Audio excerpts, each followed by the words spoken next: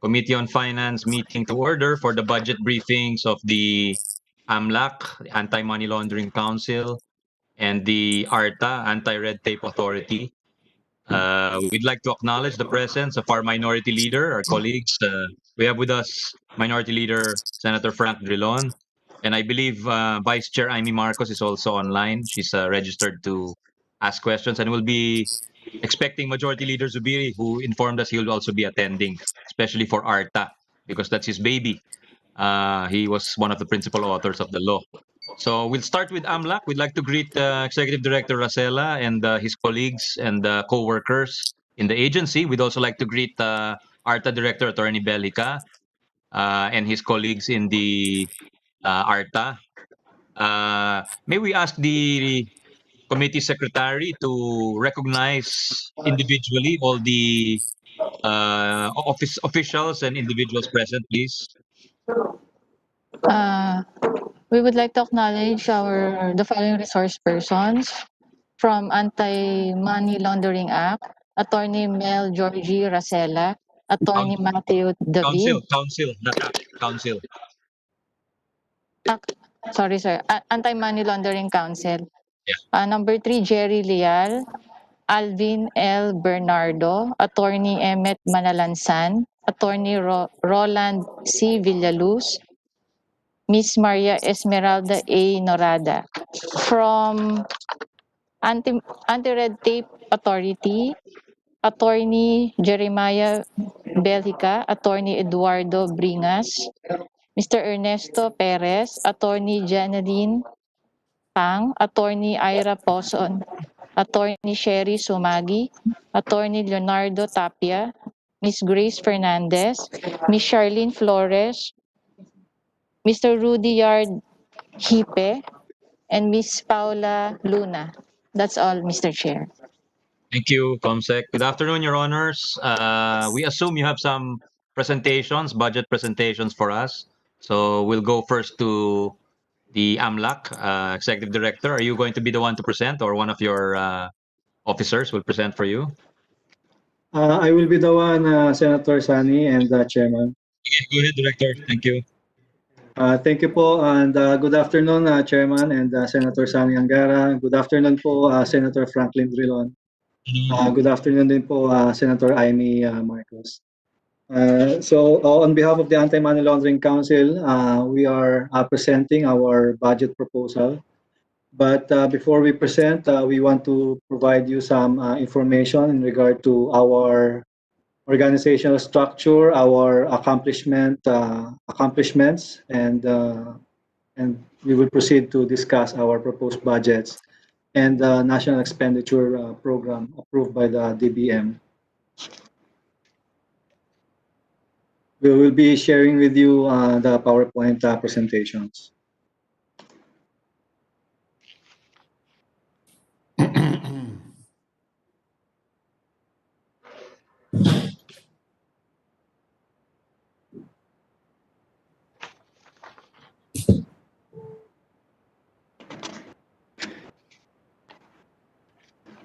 Next slide.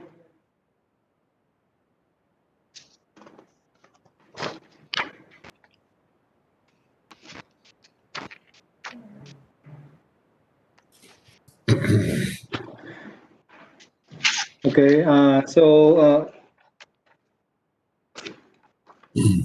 next slide, please. Yes. Okay, this is the structure of the Anti-Money Laundering Council Secretariat. We assist the Anti-Money Laundering Council. The Secretariat is headed by the Executive Director, and we have various departments and groups within the Secretariat. Next slide. As mandated by the Anti-Money Laundering Act, the Anti-Money Laundering Council is authorized to require and receive covered and space transaction reports, issue orders addressed to covered persons, cause the filing of complaints with the DOJ, institute civil for future proceedings, investigate suspicious transactions, file before the Court of Appeals an ex parte petition to freeze and bank inquiry, and implement such measures as may be necessary and justified under the law.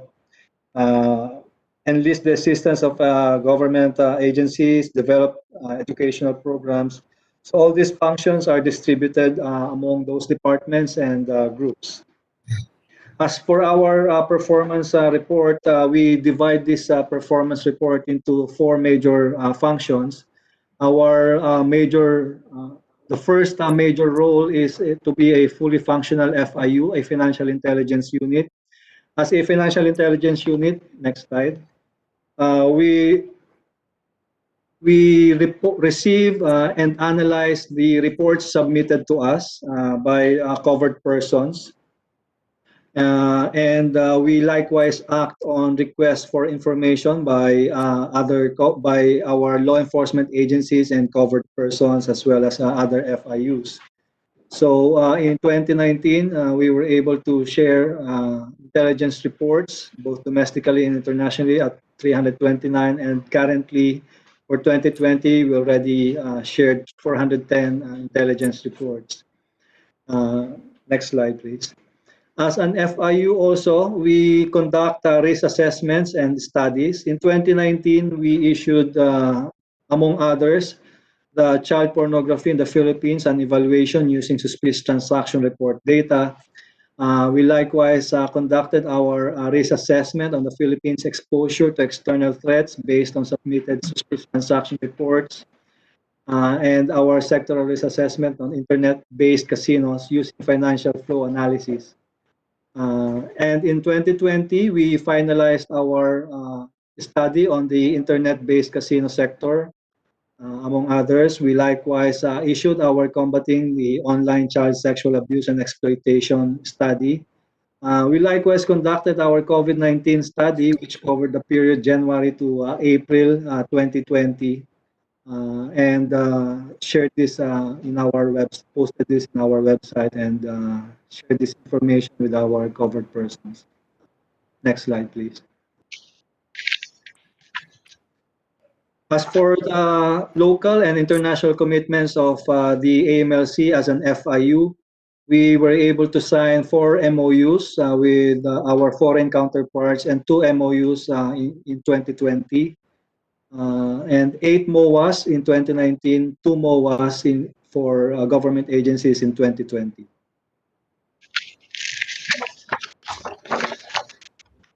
As an FIU, we likewise organized what we call the Counter-Terrorism Financing Summit in 2019.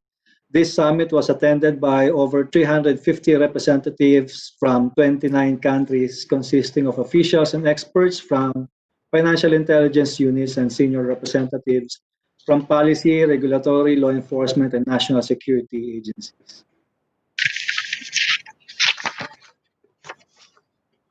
We likewise participated in other international assessments like the United Nations Counter-Terrorism Executive Department Financial Sector Assessment Program, which is being hosted by the Bangko Sentral ng Pilipinas, as well as the International Monetary Fund, European Union Generalized Scheme of Preferences.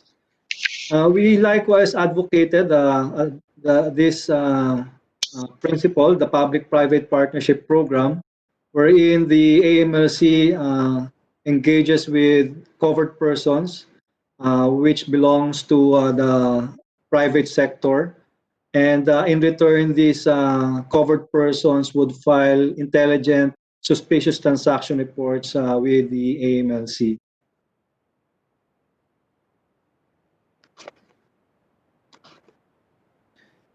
And as a reliable partner in law enforcement, prosecution, and ask for future, which is another role being performed by the AMLC.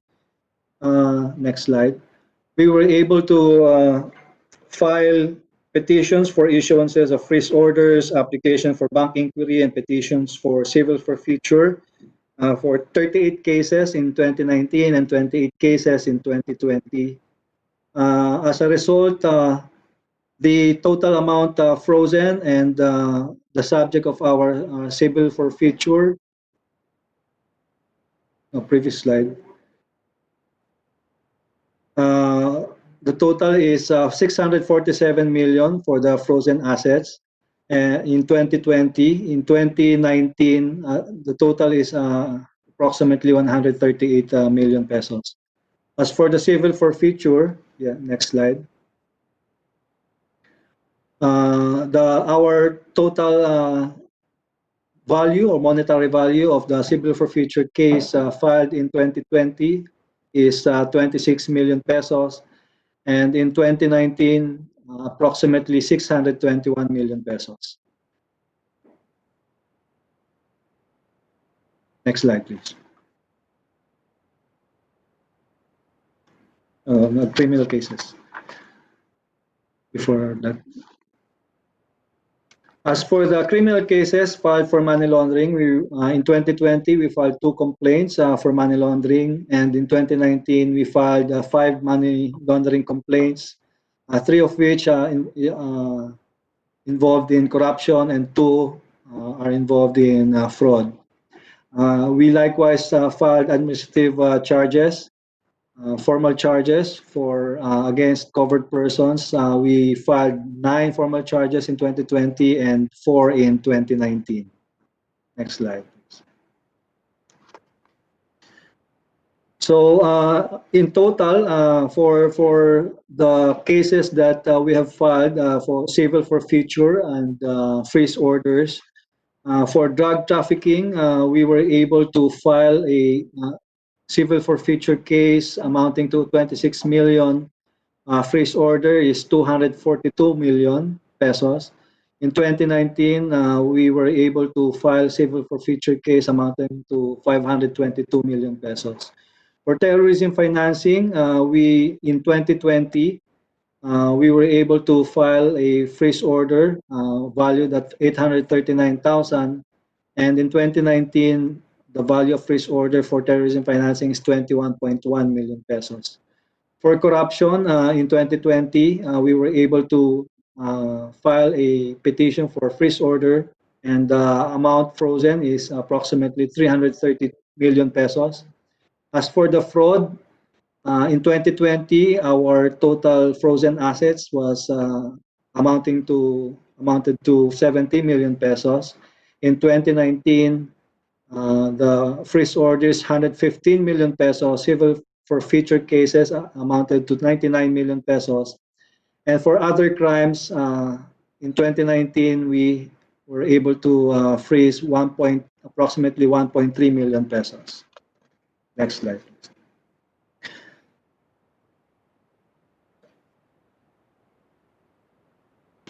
This is the breakdown of our civil forfeiture cases and freeze order cases in total. Next slide. As a partner of our law enforcement agencies, we likewise conducted lectures and pursuant to the executive order signed by the President adopting a one government approach to combat money laundering and terrorism financing, the AMLC likewise organized several meetings presided by the Executive Secretary, who is the chairman of the National AMLCFT Coordinating Committee.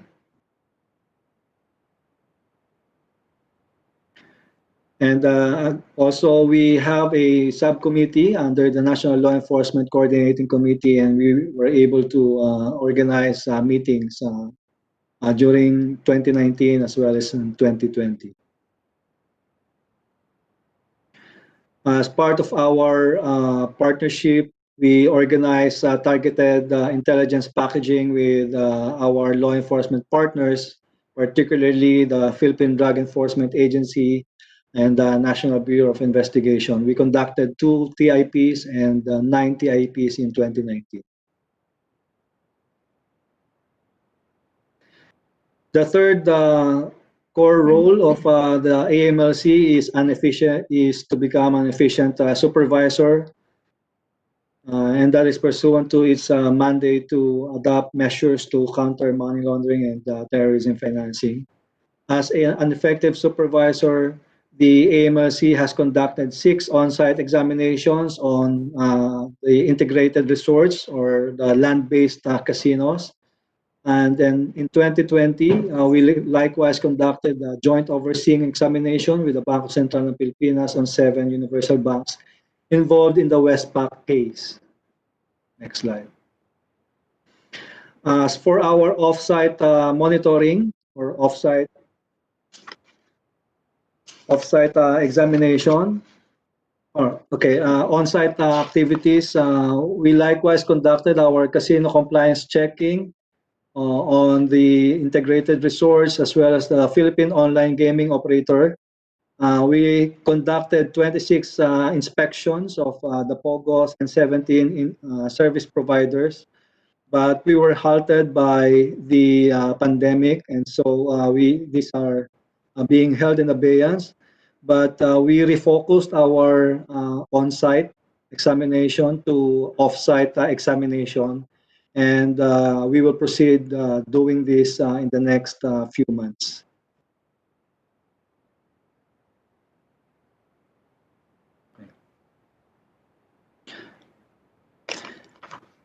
As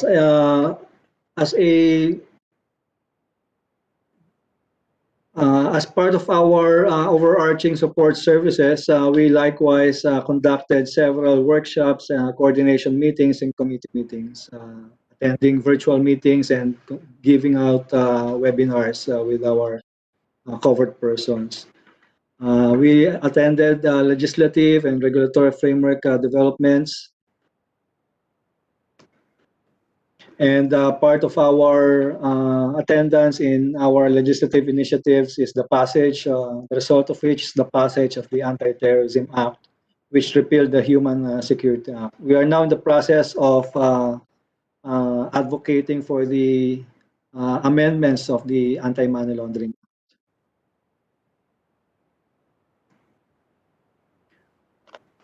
And as part of our function as co-supervisor, we were able to register 831 covered persons, and in 2020, in 2019, this totaled 1,739. As a partner in supervision of banks, we receive reports of examinations of the BSP, and we acted on these reports of examination, and this is shown in this PowerPoint slide.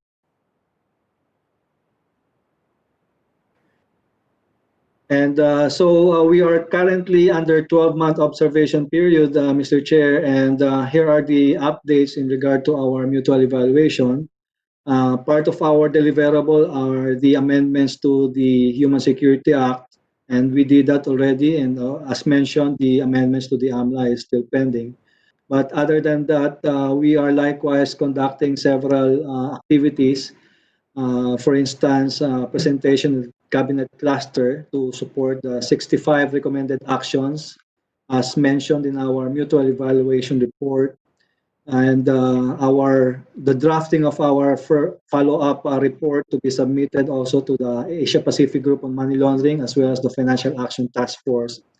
And currently we are gathering information for the drafting of our post-observation period report, and we need the expertise of a consultant, so we need to engage a consultant in that regard. Next slide.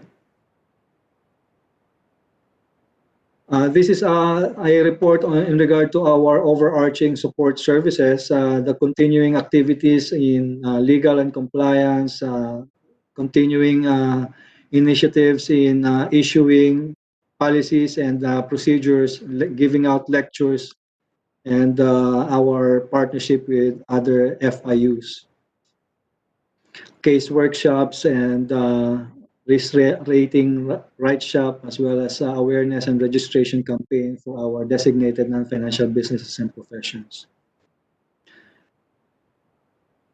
Next slide. Next slide.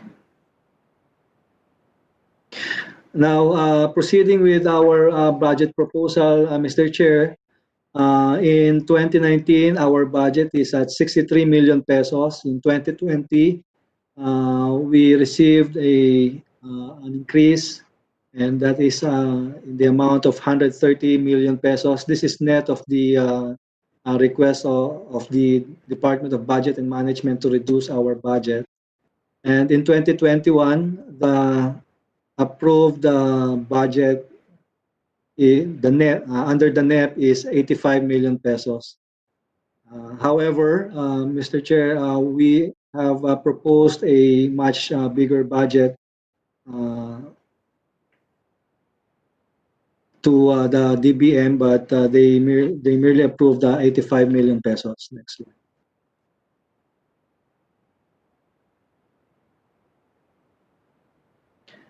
This is the this slide will show the increase and the decrease. As in 2020, our budget is 130 million, but now under the NEP, it will be 85 million, or a 35% reduction.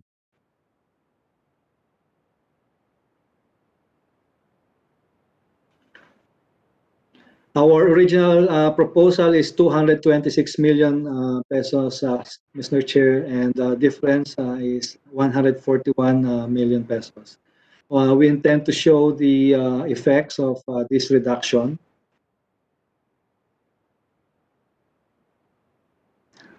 Okay, the MITHI or ICT refresh program, as proposed, we proposed a 17 million or close to 18 million pesos budget, and the approved budget is 14 million. For subscriptions, we almost got our proposal. The Smart Money Laundering Terrorism Financing Detection Project, we proposed a 71 million budget, but only 305,000 was approved. Our capacity building program, 20 million pesos, 600,000 was approved. And I wish to highlight also the consultancy services for our mutual evaluation. We hired an international expert for this to guide us in our mutual evaluation.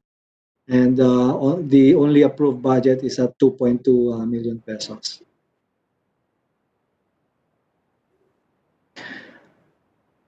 Another worth highlighting in this slide is the high value, new and regular maintenance and other operating expenses.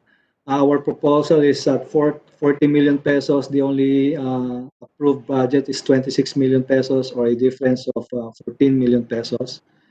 And we intend to purchase several software to continuously safeguard our database. And those are the found in items 17 to 19, firewall technology update project, the data and electrical structured cabling, and the ISO certification budget for the certification. And some of the these were denied. Only one software system was approved, which is the insider threat prevention system. The total of this is Director Rosella, let me, with your indulgence, you've given us a list of the denied items. Could you give us a list in order of prioritization for the agency, just in case we can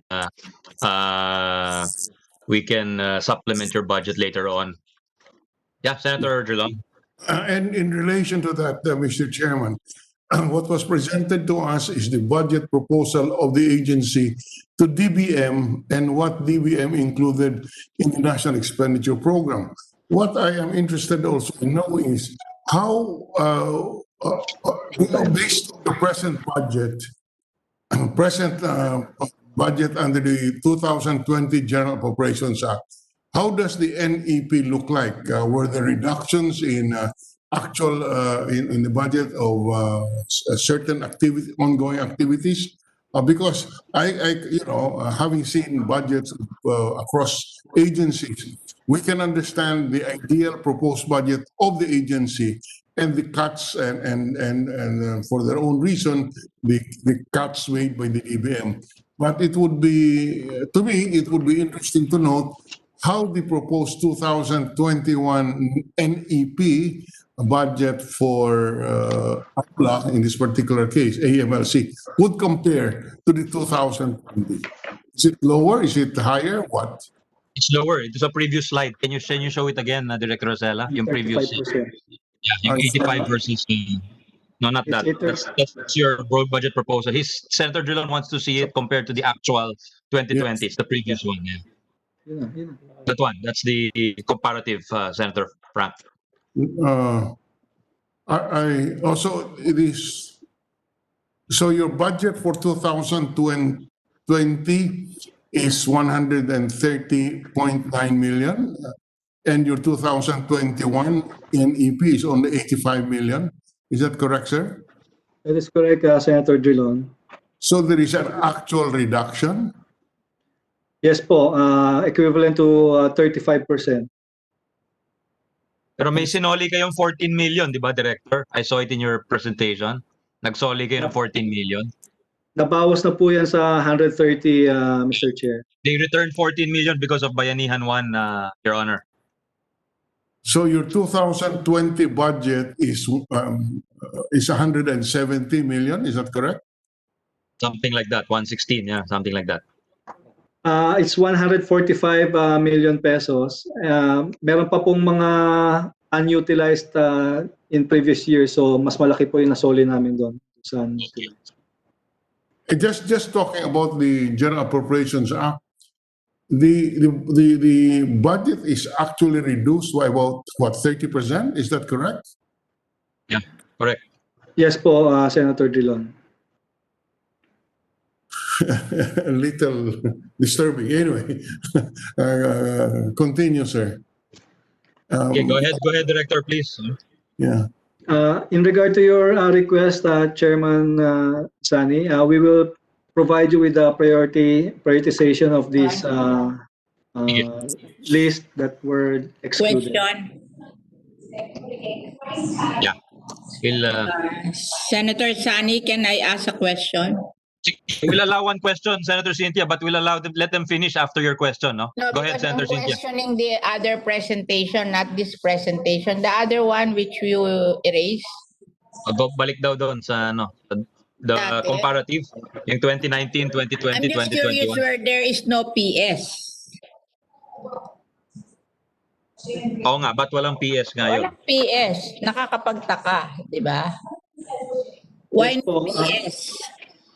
we don't normally request for personal services because we are considered central bank employees. So our salaries and wages are being paid by the BSP. That's big. That's big. That is in addition, di ba?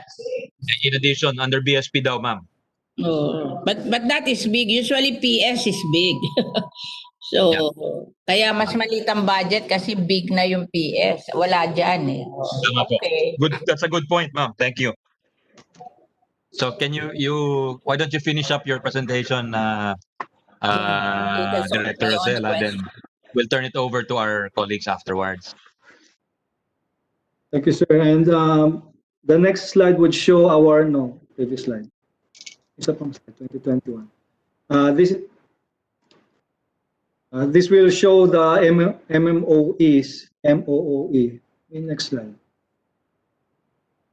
Yeah. For 2021, and the traveling expenses, training and scholarship expenses, utility expenses, professional services, other maintenance and operating expenses, totaling 68 million pesos under the NEP. For capital outlays, 16 million pesos so, was approved, and we listed down all those items. ICT equipment as well as intangible assets.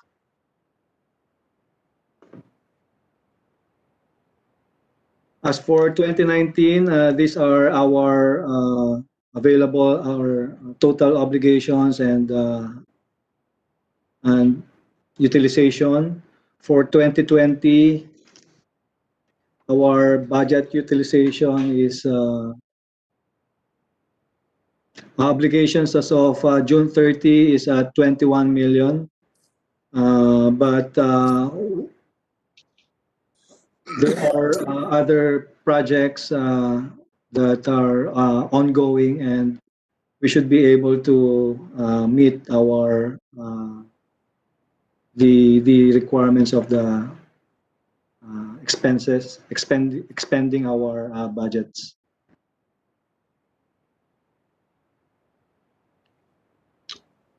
Okay, you're done, Director? Yes, Mr. Chair, that is our presentation. Thank Thank you. you for your attention.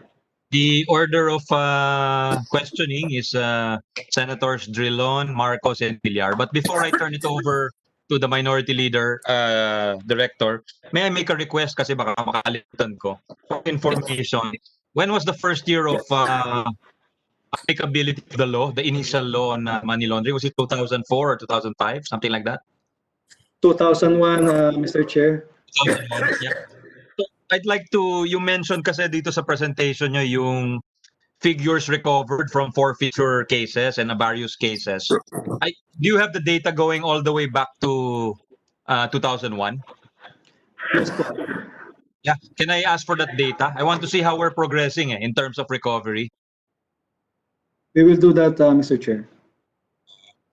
And what is your manpower component under the BSP? Ilan yung empleyado nyo? The total approved plantilla positions is at 254, but the warm bodies is currently 150, Mr. Chair. Okay, thank you. I'll turn it over now to the Minority Leader, Senator Frank. You have the floor, sir. Thank you very much, Mr. Chairman. My first question is, what are the programs, activities, and projects in 2020 which will be discontinued in 2021 because of the reduction in your budget? Thank you for that question, Senator Dillon. We intend to delve into artificial intelligence in 2021. Currently, we are. Sorry, before you proceed on that point, I think I did make myself clear. You presented to us a reduced budget in 2021 as compared to your present appropriation in 2020. And there is a reduction of, I know what, 30 or so million, whatever that was. My question is, what are the plans, what are the programs, what are the activities that could no longer be performed in 2021 as a result of this reduction in the budget, or is there no effect? There will be no effect in regard to our current 2020 program by reason of the reduction, Senator Dillon. There is no effect on your ongoing programs, activities? Yes, sir. Our 2021 program is really primarily directed to enhancements in regard to our appreciation of suspicious transaction reports, and that is through artificial intelligence.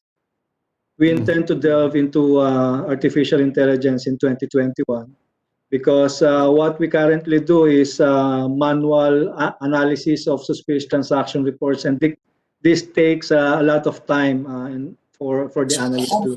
How much is the budget for that activity, artificial, getting the capacity to undertake artificial intelligence? How much is the budget which was deleted in the present budget, for which reason you can no longer perform the function?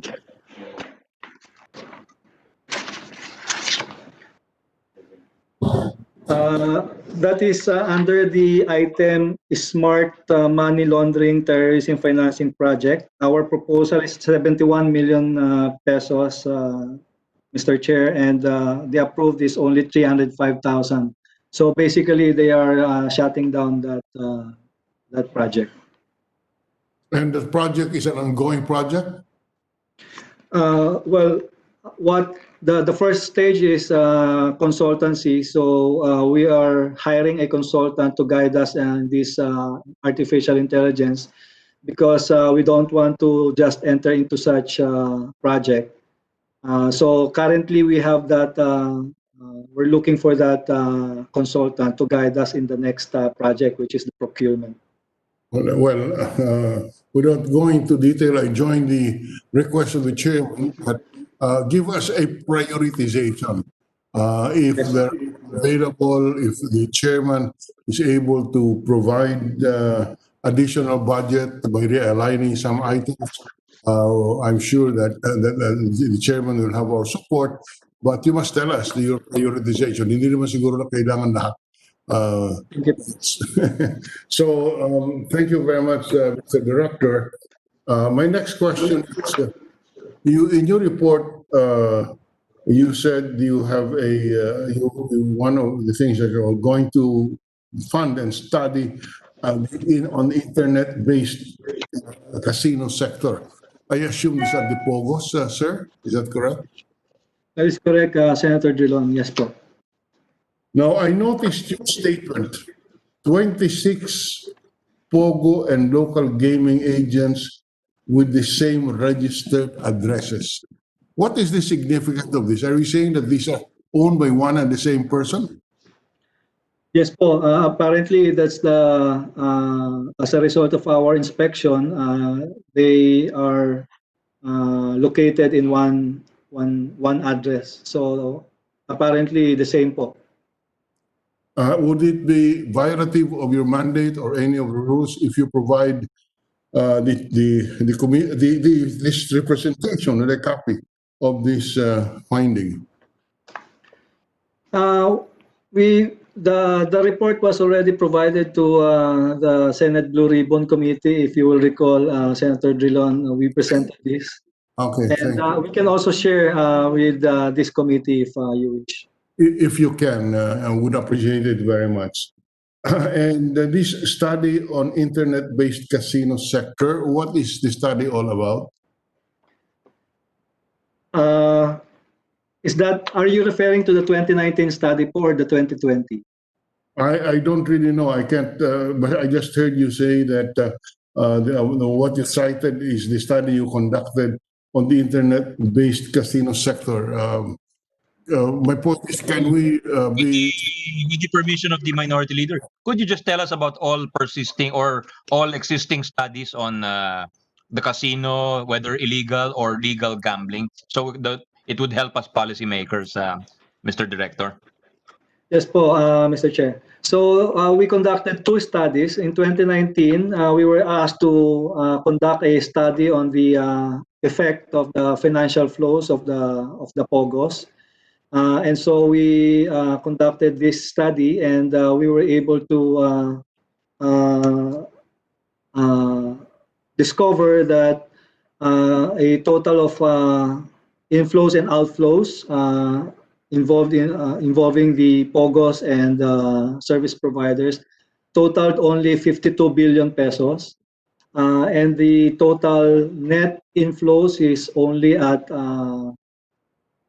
I think it's around 17 or 17 billion pesos. And that's why we concluded in our study that the effect to this of the POGOs to the economy is very minimal. If you compare that to our economy, which is an 18 trillion economy, total flows, both inflow and outflow of 52 billion pesos, that's very very low, Mr. Chair. And then the second. Are you saying that there is underreporting? Well, based on our inspection report, Senator Drilon, there are POGOs and service providers that have not registered with the AMLAC yet. And so if they are not yet registered, they have not been filing covered and suspicious transaction reports with us. Well, the reason I'm asking that is among the amendments that we inserted in Bayanihan 2, which will fund the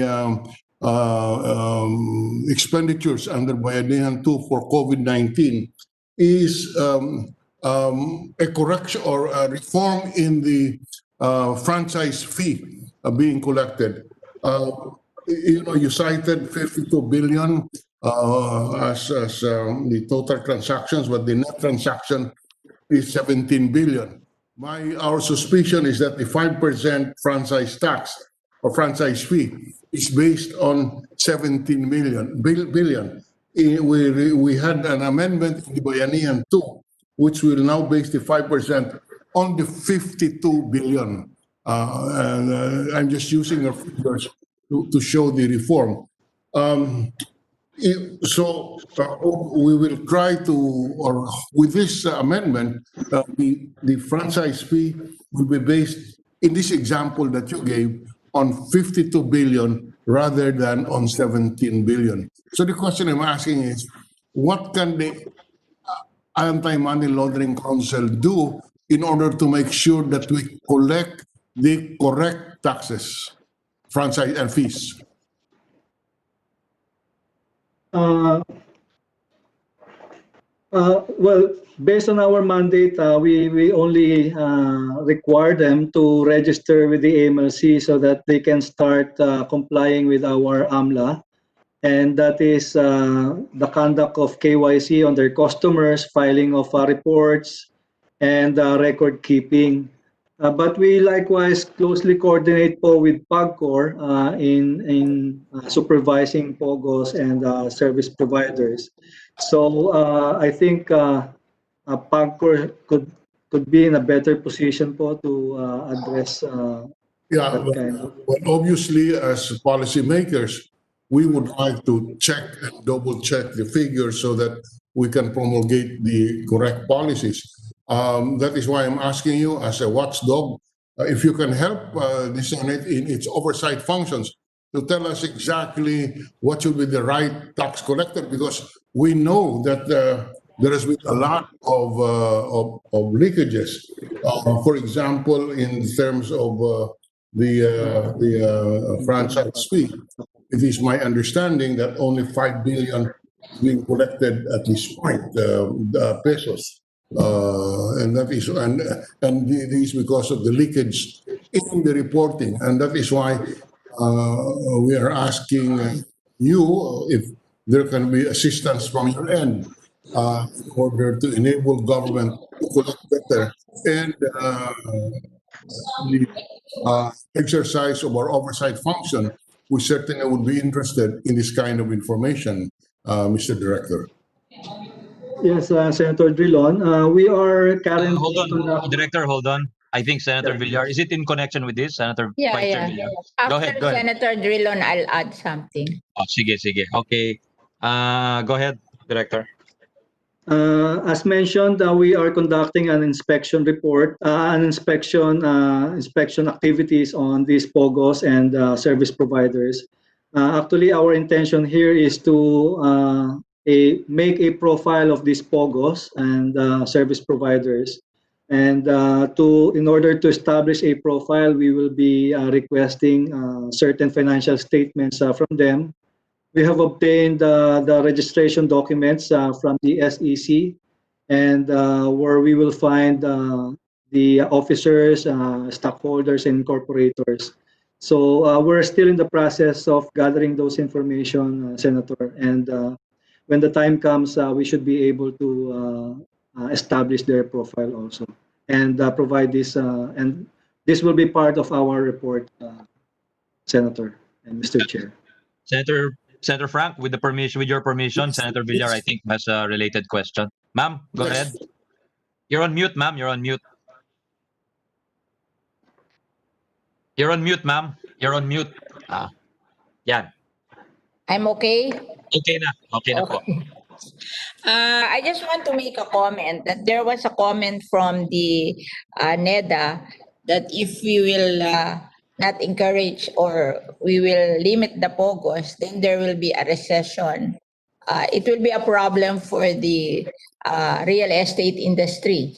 because so many of them are renting the buildings built by many developers, especially in the Metro Manila areas. Now, if that is the comment of NEDA, then I don't think POGO is insignificant. Maybe because the system is they get customers from abroad, especially China. Maybe they are not remitting anymore the payments of these customers. Kaya ang ano is less, di ba? Because if your customer is abroad, you can have a system that yung money na binabayad nila will not be remitted anymore to the Philippines. That's Yeah. why it looks small in volume. Yes. Yes, ma'am.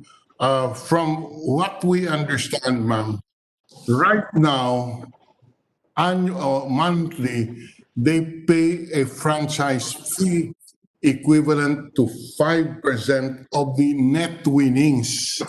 In other Yeah, words, but if the winners are in China, yes. how will you know? Well, yes, but precisely, we are imposing the franchise fee on the gross bet. Yeah. Natin kung magkano yung gross bet. Oo, yun ang mahirap i-determine kasi we're dealing with people outside our country. Hindi po, ma'am, but the way they would bet online, at may record ka, may record tayo kung magkano yung Yeah, bet. kung may So, record. may record yan po dahil online na dyan eh. Oh, and the AMLC can confirm that. So we have a record of the gross bets, and that is where the franchise fee will be imposed or will be determined. We are not trying to collapse POGO. We're saying we should correct the right taxes because they make a lot of money. Yeah. So I would repeat, ma'am, Senator Yeah. Villar, the system now is a departure from the previous system where cheating occurs. As you said, you'll never know how much is the net winnings. Yes. Now, Because he said that based on their study, it's not a big contribution to the economy. Based on their study. That's why I'm saying, why will the NEDA say that the POGO will, if we remove the POGO, then there will be a big problem for the developers of this POGO site. So, because of the amount of earnings we are getting from their rentals. So if they are paying big rentals, maybe they are earning money. So Yeah. that's my only comment. Kasi sinabi nila na parang kung susumahin daw, it's not really a big industry to the Philippines, no? Oo. I'm Siguro. saying that why is NEDA worried that if we prevent POGO, then there will be a big problem for the real estate industry in Metro Manila especially. Well, Yun lang ang gusto kong sabihin. At saka, sa akin naman, ma'am, it's not an issue whether POGO should be here or not. The issue I'm raising is the taxes that they pay. Yeah. If- So I just want to make that comment that it's not really a small business, I think. Yes, I agree with you. It's a big business, but they're not paying the right taxes. Yeah, Thank you. Thank you. maybe. Oo. Thank you, Vice Chair Cynthia. Senator Frank, would you like to proceed with your questioning of AMLAC, please? Yes, just on another point, you mentioned that, I take note of your statement that 26 POGOs and local agents have the same registered office address. As far as I can remember, there are only 62 or so POGO licenses, and almost half would have the same address. Is that a correct conclusion, Mr. Chairman? So, ang nagpo-control itong POGO industry, only 26 out of 62 or 60 are already controlled would have one address. Is that a correct conclusion? Medyo I have to correct that impression, Senator Drilon. What we mentioned is 26 POGOs out of the 62. The 26 have common address with a service provider. So Okay. hindi po yung 26 ay isang address, but Okay. 26 of them have common address with the service provider. And Example- dapat po magkaiba po yun. Who is Iba the yung service POGO. provider, Director? Who is that service provider? Iba-iba po yun. Ang requirement po kasi ni PAGCOR, if there's one POGO, dapat may at least na one service provider siya. Yeah, but you mentioned that there are 26 POGOs who have one service provider. And my question is, who is that service provider? Hindi po ganun. Meron po siyang one POGO equals one service provider. Pero doon sa yung 26 po na POGOs ay common address niya ay isang yung 26 na yon na POGOs, POGO 1, 2, 3, pare-pareho sila meron silang isang SP din, pareho ng address yung SP. So kung POGO 1, SP1, What is service SP? provider po, service provider. The same address sila, yung POGO at saka yung service provider. And what does that tell you? 26 cases po yan, yan yung po yung sinasabi namin. That means po, pareho lang po yung POGO licensee and the service provider. And ang requirement po ng PAGCOR is dapat magha-hire ka ng service provider kahit na ikaw ay offshore, magha-hire ka ng service provider na dito sa domestic sa Pilipinas para nabe-benefit pa rin yung ating Okay. economy. Go ahead, Senator Dula. Thank you. Yes. Did I hear you that you can provide the Senate with information as to who are the corporate owners, licensees, the stockholders, the directors of these licensees, these POGO licensees? And Gail, Yes, Senator Drilon, we are gathering those information, and if you wish, we can already share whatever we have gathered so far. yes, can you share that with the committee and copy furnish this representation? We will do that, Senator Drilon. Kailan kaya, Director? Is it immediately available so that we can have it next week? We will try to submit them next week, Senator. Okay, no. Sige. I have a few other questions, Director, on other areas. Let us leave POGO already. You were quoted as making a statement that you saw a rise in an increase in the number of suspicious transactions during the COVID-19 pandemic. You were reported as saying that, quote, the number of suspicious transactions since January up to now is about 400,000, the same number for the entire 2019. And you analyzed this alarming increase to be due to financial transactions linked to online sexual exploitation of children. Is this correct, sir? In regard to the increases, that is correct po. We anticipate an increase of around 30% STRs at the end of the year.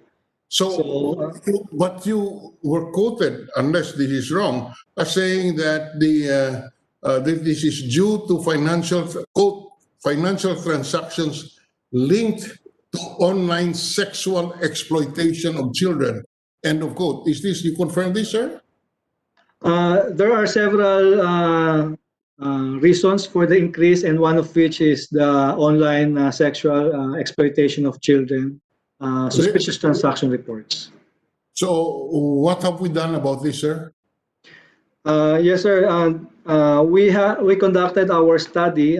If you will find that in 2019, one of our studies is the online sexual exploitation of children study. In that study, we were able to identify or establish that online child sexual abuse and exploitation is a global crime. The demand is coming from outside the Philippines, and the supply is being provided by our countrymen, our and the victims are located here in the Philippines.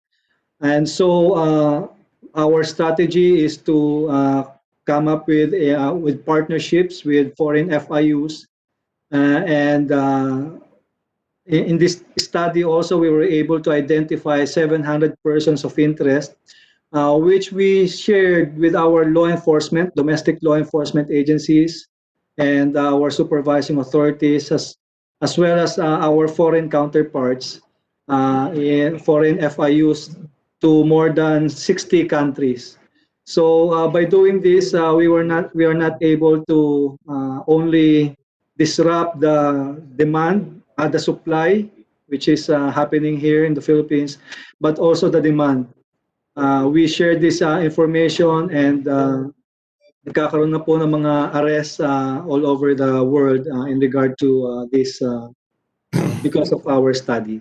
Yes, because looking at your report, you said 20,448 suspicious transaction reports were made or in the first half of 2020 related to child pornography, which is almost double the 10,633 reports for the same crime for the entire of 2019. Okay, have you gone to court or have you issued, because these accounts are identifiable and are identified from the way you reported it. Where did you go to court to ask for freeze orders on these accounts? What we did, Senator, is to share this with our law enforcement agencies so that they can make the arrests. And the arrests are being made as we. No. As My we question is, did you take the initiative of filing or asking for a freeze order from the Court of Appeals? The modus operandi, Senator, is like this. There are three modus operandi. The first one is 1:1, meaning that the perpetrator and the victim are dealing directly. Second modus is family operations, meaning the perpetrator is dealing with a mature relative, and the mature relative is convincing their minor relative to perform the activity. And the third is the perpetrator is dealing with syndicates or big time syndicate. What we discovered is that majority of our suspicious transaction reports belong to the first two modus operandi, and these are the family members and the victims themselves. So we really need partnership with law enforcement agencies, because the money being remitted to them, or the money that they receive, are really being spent for their family needs and daily expenses. And these are okay. Now, just a final point. You were also quoted as saying that we need to amend our Anti-Money Laundering Act because we are again in the danger of being in the gray list. Is that correct? That is correct, Senator Drilon. We have two amendments. We have two laws that needed amendments. We were able to get rid of the Human Security Act amendments because of the passage of the Anti-Terrorism Act, thanks to the Senate of the Philippines. And now we also need to amend the Anti-Money Laundering Act. In what sense? In that we need to add the predicate offense of tax evasion, and the second is we needed to include real estate agents and developers as covered persons, so that they can conduct KYC and report covered and suspicious transaction reports, Senator. And enhancement of some powers of the AMLC as an financial intelligence unit. Yes, you're asking for subpoena and contempt powers. Yes, Senator. That is one of the recommendations of our assessors, as indicated in our mutual evaluation report. Okay, is this bill pending in the Congress already? Not yet. Senator Grace Poe has filed a Senate bill. Senator Jaime Marcos likewise filed a bill. In the lower house, the Committee on Banks is already finalizing their committee report, and they will submit this to the Speaker within the week. Okay. Well, Mr. Chair, I'm through the questions. I yield the floor to any colleague. Thank you, Minority Leader Drilon. Before I recognize our next colleague, who is Vice Chair Amy Marcos, I'd just like to follow up on some of the information solicited by Senator Drilon. You mentioned, Director Racela, that you you monitor the POGOs who voluntarily register with you. So what about, is there any mechanism to track, for instance, those who may not have voluntarily registered? Yes, Mr. Chair, Senator Sani. We have the list of all the service providers as well as the POGOs.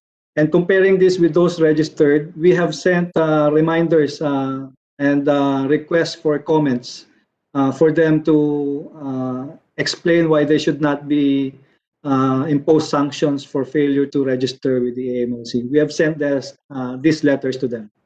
What are the penalties for failure to register? Failure to register is a less. Can you check?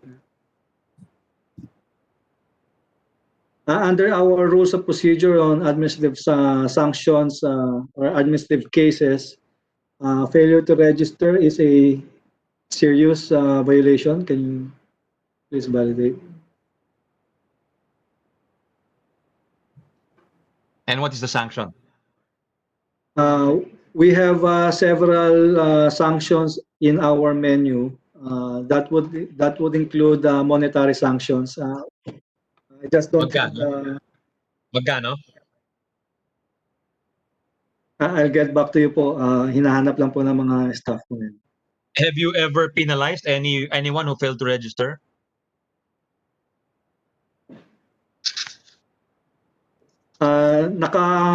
Naka-escalate po yung ating mga actions, Senator. First one nga is letter or request for comments, and that kasama na po dyan yung threat to be imposed a sanction if you fail to register. And then Ulitin ko yung tanong, Director, no? Have you ever penalized anyone who failed to register? not yet, Senator. Our guidelines was issued only in 2019, so early stages po pa of implementation. Okay. Dito naman talon tayo sa forfeiture, no? With the indulgence of our members, just one or two more questions. What is the total of amount forfeited since the first Anti-Money Laundering Act was passed? How much have we recovered in terms of illicit money? Yeah, you can submit it. Submit nyo na lang para ano. Yes, we will do, Mr. Chair. Wala lang po yung figure sa amin ngayon. And ano yung last two amendments? We passed two amendments noong 2016, di ba? Towards the tail end of that Congress. There were two amendments passed, I remember. What were the acts included? Was it casino yata, no? Casino? 10927 po in 2018 po. 2018. Yun yung casino. 2017? 2017 po. 2017. Yan po, yung casino law po. Yun lang ang nasama? Yes, Mr. Chair. And if you will allow me to explain, yung pong passing of the casino ay utang pa po natin noong 2008 na mutual evaluation natin. Right. So, It took 10 years. Naghabol po tayo dyan. Apo. But now, nasa bagong round na po tayo ng mutual evaluation na nangyari po noong 2018. And yung kanilang report po ay approved in 2019. Nandun na po nakalatag yung mga ibang mga amendments na kailangan natin gawin at saka ibang mga actions na kailangan natin gawin. Yeah. Okay, last question before I turn it over to my colleagues. Itong Wirecard case, what can you tell us about it? Has it told us anything about the law? Yes, Mr. Chair, in regard to the Wirecard case, well, at first, they were looking for 2.1 billion US dollars. And we searched our database and we cannot find those remittances in, into our country. So there was a declaration that says that $2.1 billion did not enter the Philippine financial system. We have our own monitoring system within the AMLC, and from the past 3 years, the only significant inward remittance is around $100 million. So, uh, and that is not related to the Wirecard case. So, we still confirm that the $2.1 billion did not enter our Philippine financial system. In such case, this becomes a simple case of two bank officials issuing a falsified document. And this is because upon the request of the auditing firm of Wirecard to confirm whether or not that funds are existing, they issued this certification that the fund is deposited in those on those two banks. So the case is now with the National Bureau of Investigation. We have shared the relevant information to NBI, and we are currently building up our case for any violations of the law. For NBI po yung falsification, and if they received any financial benefit, we should be able to file also a money laundering case against the bank officials. Okay. What's the procedure? Is there a forfeiture of money that has found its way outside of the Philippine banking system? What's the procedure there? For the civil forfeiture, in general po, Yes, in general. Like, let's say, given a forfeiture case, let's say that it was found to have been illicitly acquired pursuant to our many laws, and then it leaves the Philippine banking system. What is the procedure? the process po, starting from the start, po, we will freeze the assets, and then within the 6-month period, we will file a civil forfeiture case. And prior to the expiration of the freeze order, we will request for a provisional asset preservation order para po ma-preserve yung assets. And then the court will issue an asset preservation order. And then during the proceedings, frozen po or naka-preserve lang po yung assets. After the court decides, the decision will be to this effect that the funds are forfeited in favor of the government through the AMLC. So Is it legally and practically speaking feasible to track these funds even when they have left the jurisdiction of the Philippine banking system? For instance, let's say it's been transferred outside or withdrawn to foreign. I mean, I'm sure the law allows you to do it, but practically speaking, what are the steps you need to take? The first step is to inquire and to trace back where those funds entered, and we will request for a intelligence information to validate from that country, the partner, the financial intelligence unit in that country, through our Egmont secured web or portal. There are 160 country members who are members of this group. And then after we validate, we will file a mutual legal assistance request po. So that jurisdiction will file a case on behalf of the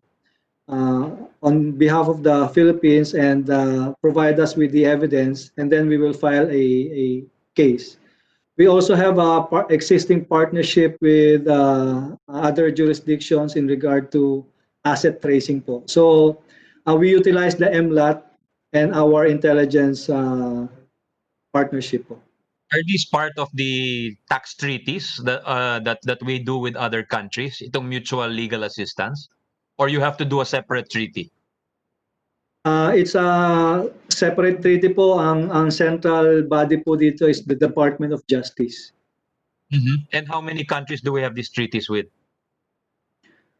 For the MLAT. Can we get back to you on Because that? this is what I'm trying to drive at, para klaro, Director, no? Para ba itong extradition na, let's say kasi sa extradition, tao ang gusto mong ipabalik, di ba? Let's say yung fugitive o yung convicted person or suspected convict is already in a foreign jurisdiction. The extradition treaty serves as the mechanism to return that person. So, by analogy, if let's say there are in a case that the money has left the jurisdiction of the Philippines, the physical and legal jurisdiction, and has entered a foreign territory, what I'm trying to say, could you just give us a report? What is the mechanism followed by the AMLAC akin to an extradition treaty? Do you need that extradition treaty, etc.? Bigyan nyo na lang kami ng report para we don't delay the proceedings here. Yes, Mr. Chair. It's through the Mutual Legal Assistance Treaty. It's akin to the expedition. Yeah, I'd like to know more about it. I'd like to know more about it and what are the requirements, etc., and how many countries do we have it with. So I can turn over the floor now to our colleagues. I'm sure they have many questions. So I don't want to delay it. Hingin ko na lang yun, please, Director. Thank you. Yes, Mr. Chair. Vice Chair Amy, are you online, ma'am? Yes, thank you very much. Yeah. Go ahead. Can I follow up on my chairman's questions? Go ahead. Mainit sa balita yung UCPB, 167 million, linabas ng mga Nigerian. Exactly what Chairman Sani is talking about. Ano ba nangyari doon sa UCPB na 167 million na napakita talagang tinangay nitong mga Nigerian na ilabas daw ng bansa? Is there an AMLA update on what happened there? Because that's square on our issue of mutual assistance. Yes, that can be, I can confirm, Senator Marcos, that can be the subject of our mutual legal assistance, and in order to recover those funds that went to another jurisdiction. So what So ano happened? kung saan napunta? Ganito po yan, Kasi liwanag nun eh. It really left the country from UCPB under fraudulent circumstances. Hindi po ba? Identified itong sindikato ng Nigerian na mahilig sa online banking scams. Ngayon, lumabas yan. Wala bang maliwanag na record yan kung saan naipasok? Ganito po yan. Ang aming magiging report lang po dyan is outward remittance. And in our database po, there's no indication of the country where kung saan po na padala yung pera. But Bakit ganon? Bakit ganon? Hindi ka naman pwede mag-telegraphic transfer sa bangko na wala namang beneficiary account. Meron pa ngang in-between di ba? Meron pang dollar account in between. Imposible naman na hindi ninyo alam. Malalaman ng bangko yun kasi sa nila ipapadala. Yes, tama po yan, Senator Marcos. May correspondent bank pa in between kung dollar denominated, hindi po ba? Ongoing po yung investigation natin. Based on our database po, hindi po mandatory field yung destination ng funds.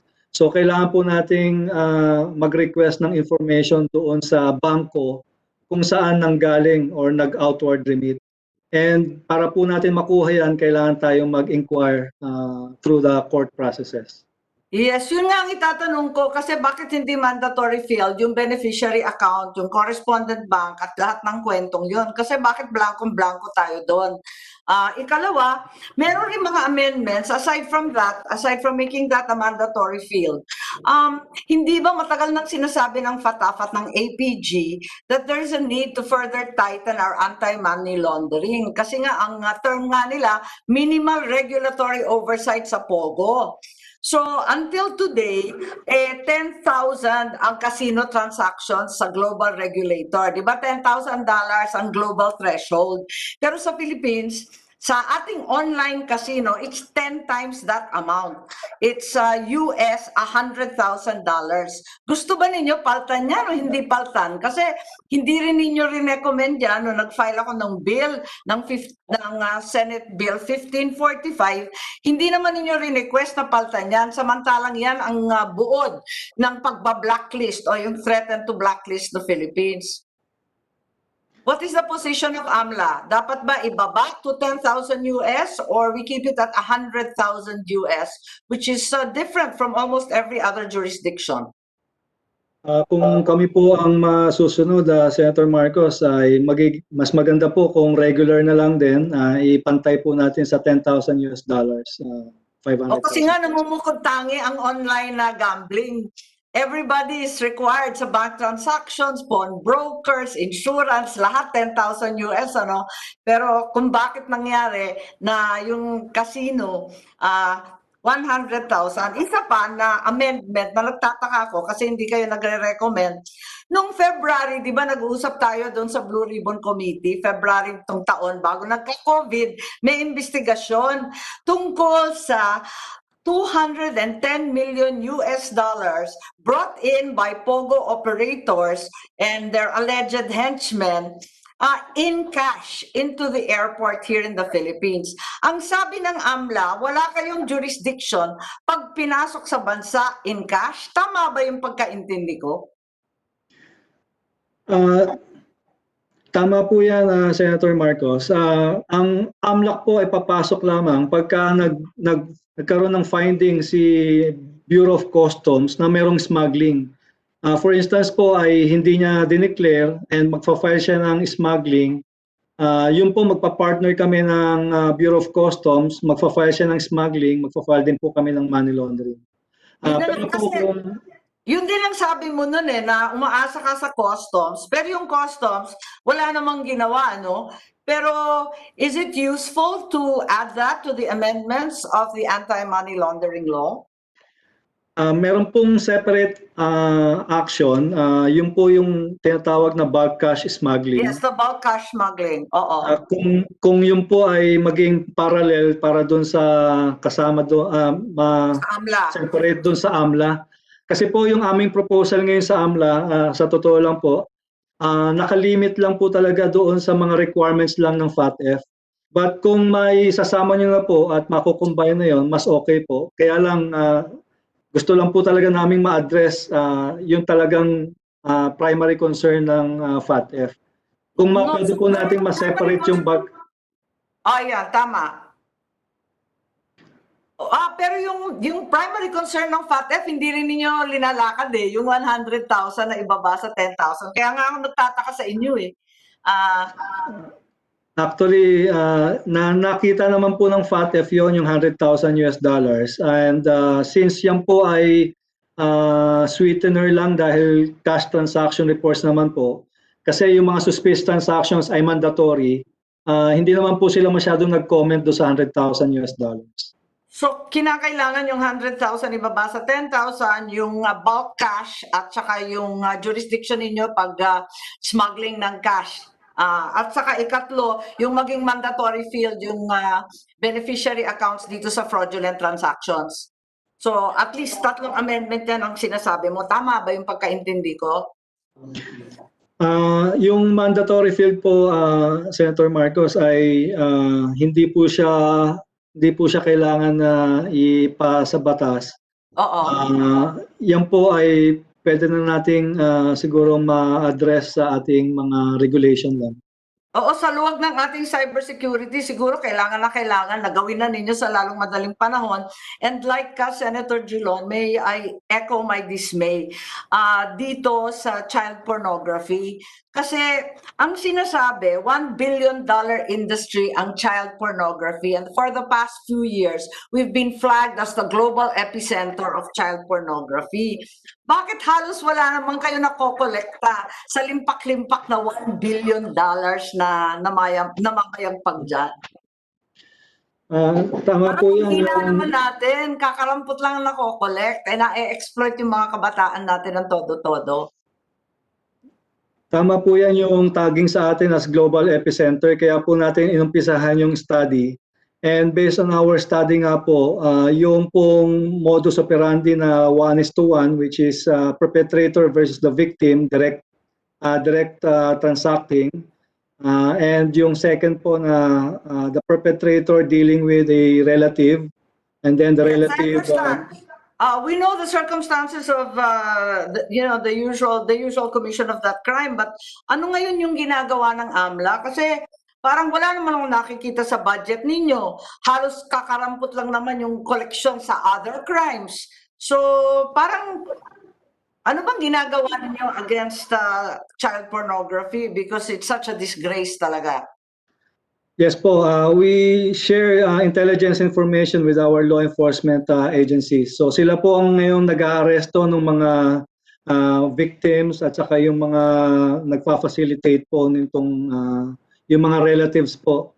Marami po tayo mga arrest ngayon dyan na nangyayari. Oo naman, pero Atty. Marcela, kinakabahan lang ako kasi lagi niyong binabanggit study. Parang wala nang tigil pag-aaral eh. Limang taon na tayong global epicenter, kahihiyan na yan. Last na lang yung terrorist financing. Nagre-reklamo kung minsan yung ating mga law enforcement agencies na involved sa terrorism. Why is it that the AMLA focuses only upon fundraising of terrorism? Pero yung ibang financing activities, hindi naman natin trace. Is this true? Is there anything that we can do? We have a brand new anti-terror law. What is the difficulty being encountered on the ground? Gusto ko pong i-oppose yung ganyang view. As a matter of fact, 67 million na po ang na-freeze ng AMLAC in terms of terrorism and terrorism financing. Yung pong na-kolekta ng military during the Marawi siege ay naka-freeze pa rin po yan. And yung mga nag-finance po ng mga terrorists dito sa Pilipinas, ang ating pong na-freeze din dyan ay approximately 13 million pesos. So total po ng ating frozen assets, including properties, real properties, is 67 million pesos. And pati po yung training grounds ng Maute Group na 120 hectare land ay naka-freeze po ngayon. Oo nga, pero ang rinereklamo kasi, the Philippines has not conducted any terrorist financing prosecutions in the last 8 years. Samantalang nandyan tayo sa high-risk profile ng terrorism. Bakit walang prosecution ni isa in 8 years? Ganito po yan, dahil po doon sa Human Security Act. Dahil sa Human Security Act po, bago ma-prosecute ang isang individual for terrorism, ay kailangan niya makumit yung for instance, yung murder, yung kudeta, rebellion. So, ang ibig sabihin ngayon na pinaltan na yung predicate offenses at pinaltan na yung ating anti-terror law, sa palagay mo, magbabago na to, may prosecution na? Meron na po, at meron na po tayong mga binibuild up na case para mag-file ng terrorism financing. Okay, thank you. Kung ganon, siguro yung additional amendments na lang to the Anti-Money Laundering Act at saka yung bulk cash, kung pwede kami humingi ng itong mga provisions na sinasabi ninyo at saka yung terrorist financing. At katulad ni Senator Gilang, kung madagdagan po natin dahil lumalawak ang sakop ng anti-money laundering, padami ng padami yung mga krimen na lumalaganap sa ilalim nito. Thank you very much, Mr. Chair. Thank you, Madam Vice Chair. Wala pa yata si Vice Chair Villar. Ma'am Cynthia, are you listening? You're next. Senator Cynthia? Anyway, while we're waiting for Senator Cynthia, Director, matanong ko, can you explain that case na sinabi ni Vice Chair Amy regarding the 200 million? Is that pesos or dollars? Yung dumating na cash dito sa airport. Yan po yung mga physically carried by individuals. na galing abroad, physically carried nila, as long as they declare under BSP circular, ay wala po sila magiging violation. And there was a person who came in with 200 million. Tingi-tingi naman po, total na po yung 200 It's million. a total of a series of Filipinos, some Filipinos, some Chinese. They brought it in physically, male-maleta, dinaan sa customs. Umabot ng $210 million. Okay. Dollars. Yeah, dollars. And I'm curious, yung sa response ninyo, Director, you 10.6 said billion, sorry. you cannot act it as long, was it declared under the BSP rules? Yung iba po ay declared, yung iba po ay hindi declared, but we are monitoring the total and yung po nag-come up tayo sa 210 million. Yeah, because and the customs and BIR did not take any action on that because I mean all cash is presumed taxable unless all money is presumed taxable, all income is presumed taxable unless the taxpayer can show an exemption, no? We know that, all lawyers know that. So we're wondering what happened to that? What happened to that money? Yun po, pagka po kasi dineclare, wala na po silang, wala na po magiging action. So wala na po tayong predicate offense. Pero pagka po dineclare, hindi dineclare, magfa-file po ng smuggling si Bureau of Customs, doon na po kami pumapasok. And Pero ibig sabihin, nung declare na yon sa BSP, na-inform kayo na may ganon? Do you receive copies of that filing? We are being furnished with a report of those information po. And that's why po during the hearing we mentioned that nag-alarm na po kami ng bells. Kaya po nag-notify kami sa Bureau of Customs, merong gantong mga pumapasok na malalaki. And doon po sila nagkaroon ng mga information and nagkaroon ng action bandang mga September. Anong action? Parang wala na kami nabalitaan. Oo nga. My impression was there was no action on the part of either the BOC or the BIR. So could you update us kung meron kayong alam? Naku, Chairman, that was one of the most frustrating hearings. Every single one said that they couldn't do anything about it. The BSP claimed that it was properly declared as gambling and investment funds. The customs said that smuggling did not occur. And then AMLA said that they had absolutely no jurisdiction. Ang labo nga eh. Well, that's clearly a lacune in the law because there's a gap. It reminds me of that time, remember sino tong parang pre-need, si Celso de los... Yes. Because when he was prosecuted, everyone lost money. They were saying, all the regulators were saying, that's not under the Insurance Commission. That's not under the SEC. Remember that? That's so, right. but clearly... Legis na lang. yeah, there clearly has to be a solution here. I think, sa akin, I'm not an expert director, Vice Chair Amy, but once a large amount of cash like that is declared, whether to the BSP, let's assume it's legal, but that should put them on your radar of monitoring already. Clearly, diba? Why do they have that much money coming in? So you should monitor their future transactions, I think, no? Hindi ba ganun dapat yon? Yeah, nga 10.6 billion pesos ang equivalent, physically brought Yeah, exactly. Because if the law says that you will monitor as an amount as small as $10,000, you're saying that amount of $210 million should not be put on your radar? Parang does not make sense, di ba? Yes po, nasa radar naman po namin and in fact, mako-confirm namin na kahit na nag-declare sila na casino for casino purposes, hindi naman nila nilalaro. Kaya lang, kailangan po talaga natin ng predicate offense para sa amin. Kaya po, ang ginagawa natin ay mag-share ng intelligence. So, ang action po ng BOC as requested kanina kung ano yung ginawa, nag-umpisa na po silang magbilang. So, binibilang na po nila yung mga pera, hindi lang po sila nagre-rely sa declaration. Pagka nagkaroon ng misdeclaration, under their laws daw po, ay pwede na rin sila mag-file ng smuggling. No, but assuming there is no misdeclaration and they brought in $200 million, there is no violation because there is no smuggling, di ba? Walang smuggling ba yun? Wala po. Under our tax laws, you can bring in $200 million in cash. Basta you declare it daw to the BSP. Aywan ko, ang labo nga eh. As long as you declare it to the BSP, there is no tax liability attaching.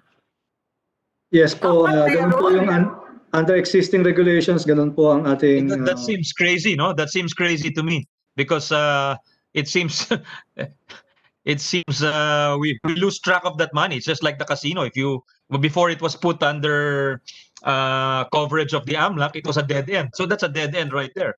And yun ang problema. The moment you have dead ends, then they can be exploited, no? So let's anong investigation yan, Vice Chair Amy? Yes, that was a Blue Ribbon investigation. Bago mag-COVID, February 2020, hindi po ba, Attorney Racela? yes po, Senator. I didn't get to attend that. We see Majority Leader Migs here. Sir, did you want to ask questions of the AMLAC? We're now talking about the AMLAC budget. We have with us the Director. Thank you very much. Director, good afternoon. Good afternoon po, Senator Migs. Wala naman na Sunny. I will just address my concerns to the next. Well, I don't think Senator Villar is here. Andyan na ba si Senator Villar? Unless may update na si Attorney Racela ng mga PhilHealth transactions. Is that on your radar? Yes, it was That was part of to the you, di ba? recommendation of the Committee of the Whole of the Senate, Attorney George, no? Attorney Mel, yung asking AMLAC to monitor the transactions and the individual due to the gargantuan amounts involved. Yes, Anong masasabi niyo dyan? we are a member of the task force PhilHealth po, headed by the Department of Justice, and we have been providing them with the information that they need. When we got the report, we actually agree with the conclusion on, particularly in regard to the releases of the PhilHealth officials, even before the effectivity of the circular, because it was approved by the board in March, but published or transmitted to the owner only in June. So the releases between those dates are illegal releases. And that is why we are likewise building up those cases for malversation against those individuals. Okay. That's the first case na yun po yung binibuild up namin. And then there are several cases, individual corrupt and violations of graft and corrupt practices. Again, we are likewise coordinating with our NBI and PACC po, and Ombudsman. Okay. I see our Vice Chair, Senator Villar, is with us. Ma'am, it's your turn to ask questions of the AMLAC. Did you want to ask questions? Hindi na po? No more. So, any of our colleagues want to ask of our AMLAC Director? Kung wala na, pakawalan na po natin and we can endorse their budget to the plenary and subject, of course, to the submission of the requested documents. The Minority Leader, Senator Amy, I think requested some reports, and this representation also, Director, no? Please comply with the requests.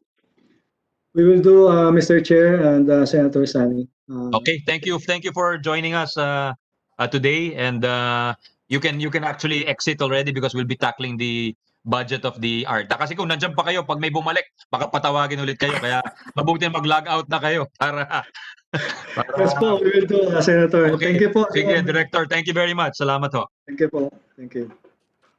Okay. Can we go straight to ARTA, guys? Yeah. So we'll follow the same order ba sa ARTA? I guess, no? So Is it okay with my colleagues if I can go ahead and ask a few questions earlier? is that all right? Senator Frank, okay lang? I'm in the province. I have to go back to my city. Yeah, no Okay, problem with Senator Frank. no problem with me, no? If our members don't mind, can we give the floor Anyway, quick- to the Majority Leader, Senator Quick Frank? clarificatory questions lang Yeah. naman. Is that all right to my dear Uncle Frank? Senator Frank, is it okay? You're on mute, sir. You're on mute. I can give my time to the majority leader. He can have Thank all you. my time. Thank you. Okay lang. Thank Thank you. you. Thank you very much, sir. You have all the time in the world, Majority Leader. Maybe you want to hear the presentation Yeah, I first. think they should present muna, no? Sige, Director Belhica and our DDGs, could you present your budget po? Good afternoon, Mr. Chair, Honorable Senators. Medyo mahina, Attorney Belhica. Lakasan natin, oh. Mr. Chair, sorry. Yeah, mahina ng konti. Baka hindi marinig ng mga members. Yeah, Mr. Chair, is this better, sir? Little bit No. better. Can you hear? Can you hear, Senator Frank? Can you hear? No, I I think cannot. it's your mic. You have to fix your mic. Oh. Mr. Chair, is this better, sir?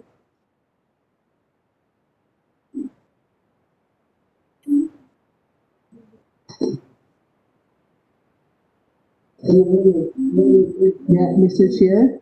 Maybe you can speak closer to the computer or the microphone, Director. Mr. Chair, is this better, sir?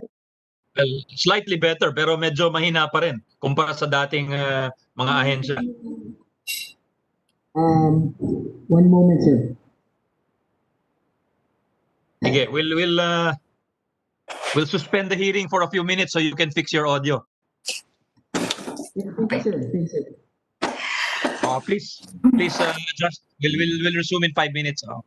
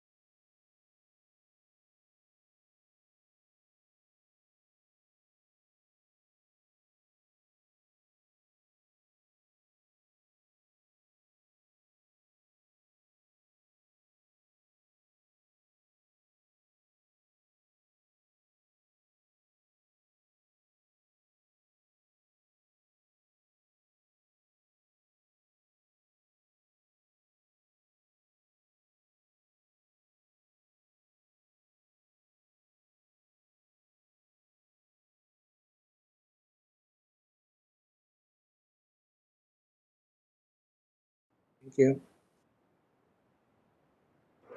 With the due indulgence of the chairman, um, sir, with your permission, we did add an additional 6 slides just to propound on the same points.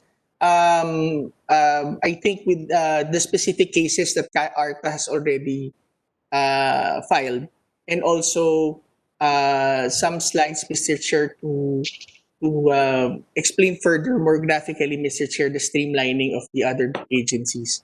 Just 6 slides with your permission, Mr. Chair, if we could. Yeah, go ahead, please. Thank you, sir. Again, good afternoon, ladies and gentlemen.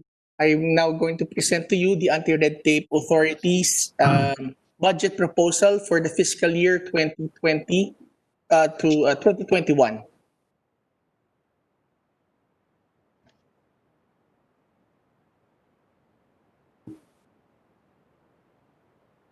The outline of my presentation for today is the ARTA's profile, ARTA's major programs for 2019 to 2020, the status of our fund utilization for 2019, status of fund utilization for 2020 until its first semester, the fiscal year budget proposal, and also our request for additional budget.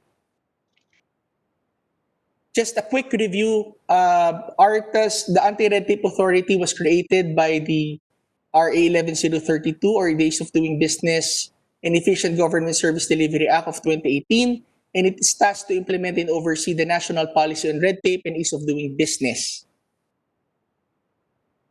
There are several functions that ARTA can do, but generally, ARTA's mandate can be divided into two general categories.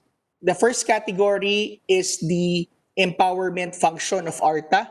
Ibig sabihin po, ito po yung function namin that we could help government agencies to streamline and to find a more rational and easier solution how they could make things more efficient. And we believe this is the more longer and sustainable function of ARTA. And the next function of ARTA is what we call the investigation and filing of cases function of ARTA. And I would be producing very quickly on these things. So just to give a snapshot of our organizational structure, the total plantilla that was approved by DBM is 208 plantilla positions. Right now, we have 58 plantilla positions in place, and the others are contractual employees, and some of them are also with the agency. So a total of 112. So as provided by law, it is headed by the Director General, yours truly, and with 3 Deputy Director Generals. Right now, we only have a Deputy Director General for Admin and Finance, which is the Deputy Director General Doy Bringas, and Deputy Director General for Legal, which is DDG Ernesto Perez. And I am concurrently functioning as DG and also DDG for operations, directly handling the operations. To quickly go through the major programs and accomplishments of ARTA since the second semester of last year. This is the flagship program that ARTA did launch, the National Effort for the Harmonization of Efficient Measures of Interrelated Agencies, or the NIHIMAYA program. This is a sectoral-based interagency streamlining effort that takes as its consideration the speeding up and realization of the socio-economic agenda of the administration. This is basically po, most of the streamlining features of RA 11032 is focusing on individual agency level, but the NIHIMAYA program takes a wholesale view of certain key sectors of society. For the first phase, which started last March, ARTA identified the connectivity, telecommunications, or the common tower sector for the internet, the socialized housing, the food and pharmaceutical sector, logistics, and the power and energy. This is just a list of the meetings that we did, just calling on the program NIHIMAYA. Now, on the telco sector, we started our gathering data and meeting with the different government agencies and the private sector starting September last year and until July 2020 this year. It's a total of almost 20 to 30 meetings. The result is the Joint Memorandum Circular number 1, series of 2020 on the streamlined guidelines for the issuance of licenses and certificates for common or shared passive telecommunication towers. This was signed by 9 government agencies, namely ARTA, DICT, DALG, DPWH, DSUD, DOTR through AAP, and FDA and DOH. So this is also the first ever digitally signed joint memorandum circular using the PKI infrastructure or the public key infrastructure of the DICT. That is that we are also now encouraging and actually compelling government agencies to adopt and to use. To give you a brief picture on the streamlined procedure, before Nehemiah, the permits used to be 13. Documentary requirements is 86, the time is 241. But after it's 8, 35, and 16. And based on our World Bank, friends from World Bank who is also helping, the total savings for the cost that would be saved for 10,000 towers would be 573 million plus. So, Senator Frank, yes, sir. hold on. Senator Just- Frank raising his hand. Yeah. Yes, just to interrupt and put the good head of this agency to bring up a matter. All of these licenses were suspended for 3 years under the Bayanihan Act. So all of this are academic except for one, the building permit. Number 2, the CAAP height requirements. And number 3, the homeowners. I don't know what are all of this now. You say reduction, they were eliminated. Yeah, sorry, with the due indulgence, if I may respond, Mr. Chair. Yeah, please do. Thank you, Senator Drilon. Indeed, sir, it is a big welcome because it was even further streamlined. In fact, it was suspended. First, sir, I would want to say that 3 years after the suspension, it would go back to this streamlined process. But also, Mr. Senator, you did mention about the CAAP height requirement. The streamlining of the CAAP procedures were also included, sir, here. So even if CAAP would still function accordingly, they would be functioning within the 7-day period already, sir. And also on the Homeowners Association, we are actually, sir, in this joint memorandum circular, it is no longer required, no longer needed for the LGU to wait for the homeowner's consent in order for them to issue the locational clearance. So I think in that matter, sir, this GMC would still have a limited applicability. Lahat naman po yan, sir, it's going to work towards the streamlining and the putting up of our common towers. All right. Thank you, sir. May I proceed, Mr. Chair? Please go ahead, please. Thank you, sir. Also, I did mention that one of the priority sector that is currently being streamlined is the logistics sector. Hindi pa ho tapos yung 52 weeks po ng logistics sector, pero meron ho tayong natapos initially, which is the mandatory online filing and processing in payment of port charges, cargo handling charges, and other cargo handling related charges, permits, and ancillary fees and customs taxes and duties. Sinulsi po natin at pinagdikit-dikit po natin yung process po ng POC at pati mo ng PPA on this. And DTI and ARTA were amongst the co-signers. So these are the sectors that was part of the calling of this, the public sector, private, and also the port operators, and strongly supported, of course, by the our partners also from the PCCI, the Philippine Chamber of Commerce and Industries. So some of the, very quickly, the key features of this JMC also is the mandatoriness, Mr. Chair, of the use of online payments. Kasi po, meron naman pong mga online payments in the past, pero hindi ho mandatory. And as long as it becomes optional, they would always go to the default mode of using yung tinatawag po natin na manual process, which is also susceptible to corruption. So through this GMC, the use of online payments has been become mandatory. So second option na lang po kung maaring hindi napayagan yung manual payment, pero kung talaga pong walang choice, then that's the only time that it's reconsidered.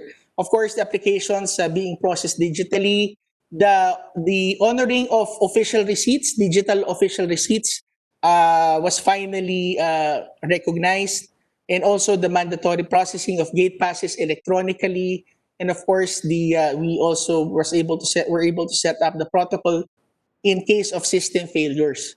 Na before po ay in silo system pa rin po sila. Of course, ARTA, a part of our function according to the law is to monitor the competitiveness of the country in the ease of doing business in the World Bank survey. Last year, we experienced one of the biggest jump that we had in the history. From 124, we did jump 29 notches. Now we are in the 95th spot coming in this year. And I believe that we did tie the highest ranking that we ever had in this survey. And we are hoping that moving forward, we would be experiencing new levels and highs. The target of ARTA is by the end of the term of the administration, we would at least reach the 40th percentile of the 100 amongst the 190 countries. So this is just the different indicators being measured by the World Bank survey. So the column on your left, the sub-indicators represents the life cycle, the entire life cycle of a business, from starting a business until a insolvency or until the closure of a business. So one of the important submissions in the form that the Philippines is we expect to do well for this year is on the enforcing of contracts. Thanks to the strong collaboration of our Supreme Court for the raising of the jurisdictional amount of the small claims court to 400,000. Dahil po dyan, yung dating 700 to 900 days na proseso po in enforcing contracts could now be 30 days to 60 days na lamang po. We anticipate that we would be one of the best in the enforcement contract for small claims. Also, ARTA already convened the EODB Art Advisory Council. The Art Advisory Council, or Under Red Tape Advisory Council, this is the body that was created by law to take the place of the then National Competitiveness Council. So this is being chaired by none other than our DTI Secretary Ramon Lopez, vice chair by yours truly, and membered by DOF, DILG, DICT, and two other representatives of the private sector. So tuloy-tuloy po ang amin pong mga meetings po dyan. And in fact, recently, the EODB Council created the task force on e-governance. E-governance para tutukan po yung automation po ng mga LGUs pagdating po sa kalang mga electronic business one-stop shops that according to the law that they have to do it already by next year, by 2021. Some major launches also. Last October 2019, the signing of the Memorandum of Understanding between DICT and ARTA was witnessed also by DTI for the creation of the Central Business Portal. This is also required by law na sinasabi po that there would be a central portal that all government permits and licenses could already be accessed through that Central Business Portal. This is quite an ambitious project, but we are starting with the aspect of starting a business. Ibig sabihin po, ang pinagtatahib-tahib muna dyan is yung SEC, BRR, SSS, PhilHealth at Pag-ibig. At nangyari na po ito noong February 28 when we launched the National Business One-Stop Shop. The National Business One-Stop Shop actually is a hybrid of the manual process and the 100% online process na kung saan nagkaroon po ng co-location ang SEC, BIR, SSS, PhilHealth, and Pag-ibig doon po mismo sa may PICC kung saan po naroon ang office ng SEC. And we did start with the one-person corporation that is now available because of the RCC, the revised corporation code, because it is very timely dahil bago po yung batas, so ang kanila pong mga registrant is about sa 1,000 pa lamang po. So it was launched and there were about 1,000, if I'm not mistaken, around 1,000 who did apply through the National Business One-Stop Shop. And the Central Business Portal by the end of the year, early December would be fully launched po, no? Ibig sabihin, you could already register your corporation at one go, no? Dating 33 days, ngayon it could be done in 2 days po. Kasama na pong ang SEC, BIR, SSS, PhilHealth, and Pag-ibig. Now, on the complaints handling, there have been numerous complaints at ARTA since my appointment and the signing of the IRR. We have had a total of 3,924 complaints. A number of them are not ARTA related, but what we do if we get these complaints and it's not ARTA related, we do endorse it with appropriate agencies. But if it is ARTA related, then we do conduct a summary hearing if it is a violation of the processing times. Yung summary hearing po na yan, mahalaga po yun para matingnan po natin kung pwede na po sila mag-automatic approval. And I would be showing a while. Mr. Chair, Yes, with the yes, permission sir. of Jeremiah, what would you consider as not within ARTA jurisdiction? Para we're cleared about that. Like what complaints, for example? Yes, sir. Pagka 3019 po, Mr. Senator, pag hindi po siya related dun sa matagal na processing, for halimbawa po na ang kanilang nakaalitan o masamang ugali po nung tao sa kanila, and minsan kapag po ang kanilang mga services, for example, Mr. Chair, involves corruption in a wider scale that is not within the purview of Section 17 of ARTA, yung mga specific penalties, sir. So kung presidential appointee po yung nirereklamo, we do endorse it with the PACC. Kung hindi naman po, it's either with the civil service or doon naman po sa ombudsman. So normally, Mr. Chair, kung ito po, normally dun sa batas lang po. Pero kung ahensya po, kung sakop po namin, maliban na lamang po kung judiciary po siya, Mr. Chair, or minsan legislative, Mr. Chair, then we definitely, we believe that it is outside of our purview. And otherwise, Mr. Chair, kahit quasi-judicial agencies po yan, we do act on it, sir. Do you have, Director, do you have the data as to agencies of all these complaints? Yeah. Sir, Director, 3,924? Next slide, Chairman, sir. just to follow up, Chairman lang, no, sorry. Yeah, go ahead, George Lee. Yeah, when yung isang examples yun kasi, whether it's corruption or nasungitan, kasama yan sa bill, partner, ha? That's kasama in the law. Pag sinungitan yung tao, hindi Yes, siya sir. inaksyonan, that's a violation of the law. That's ARTA jurisdiction yan. And then also, if they ask for anything monetary favor and in kind, ano yan, that's under the jurisdiction of ARTA. As long as it's a government agency, whether local government unit or national NGA, national government agency, that's supposed to be under your jurisdiction, attorney. Yes, sir. Yes, sir. Yung mga tardy po, sir, lalo na yung mga nagla-lunch break, lahat po yan, tapos pasungit. There was even one time, Mr.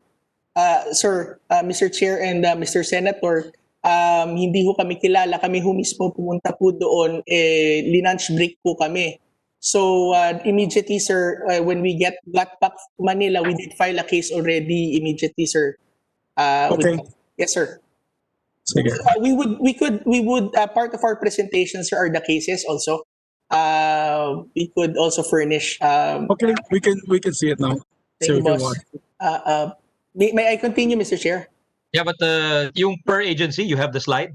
Sir, ito po. Okay, there you go. Okay. Sir, okay, these are, okay, if I could just spend a little explanation, sir, on this, and natagpuan po namin. The first time I came to ARTA, sir, I had the impression na kapag marami pong complaints sa isang ahensya, automatically red tape ridden po sila. Or kapag konti po ang complaints sa isang ahensya, hindi po sila masyadong red tape. It turns out, Mr. Chair, na hindi ho pala big indicator, or it's not the ultimate indicator of what an agency, whether an agency is red tape ridden or not. The reason why I said that is may mga ahensya po talaga na kapag meron ho sila, for example, na 10,000 applications that they are actually transacting in a month, sir, naturally they would be able to get more complaints. And some of the, sabi ko nga po, some of the complaints are minsan paulit-ulit po sa lahat ng ahensya para nag-forum shopping po sila.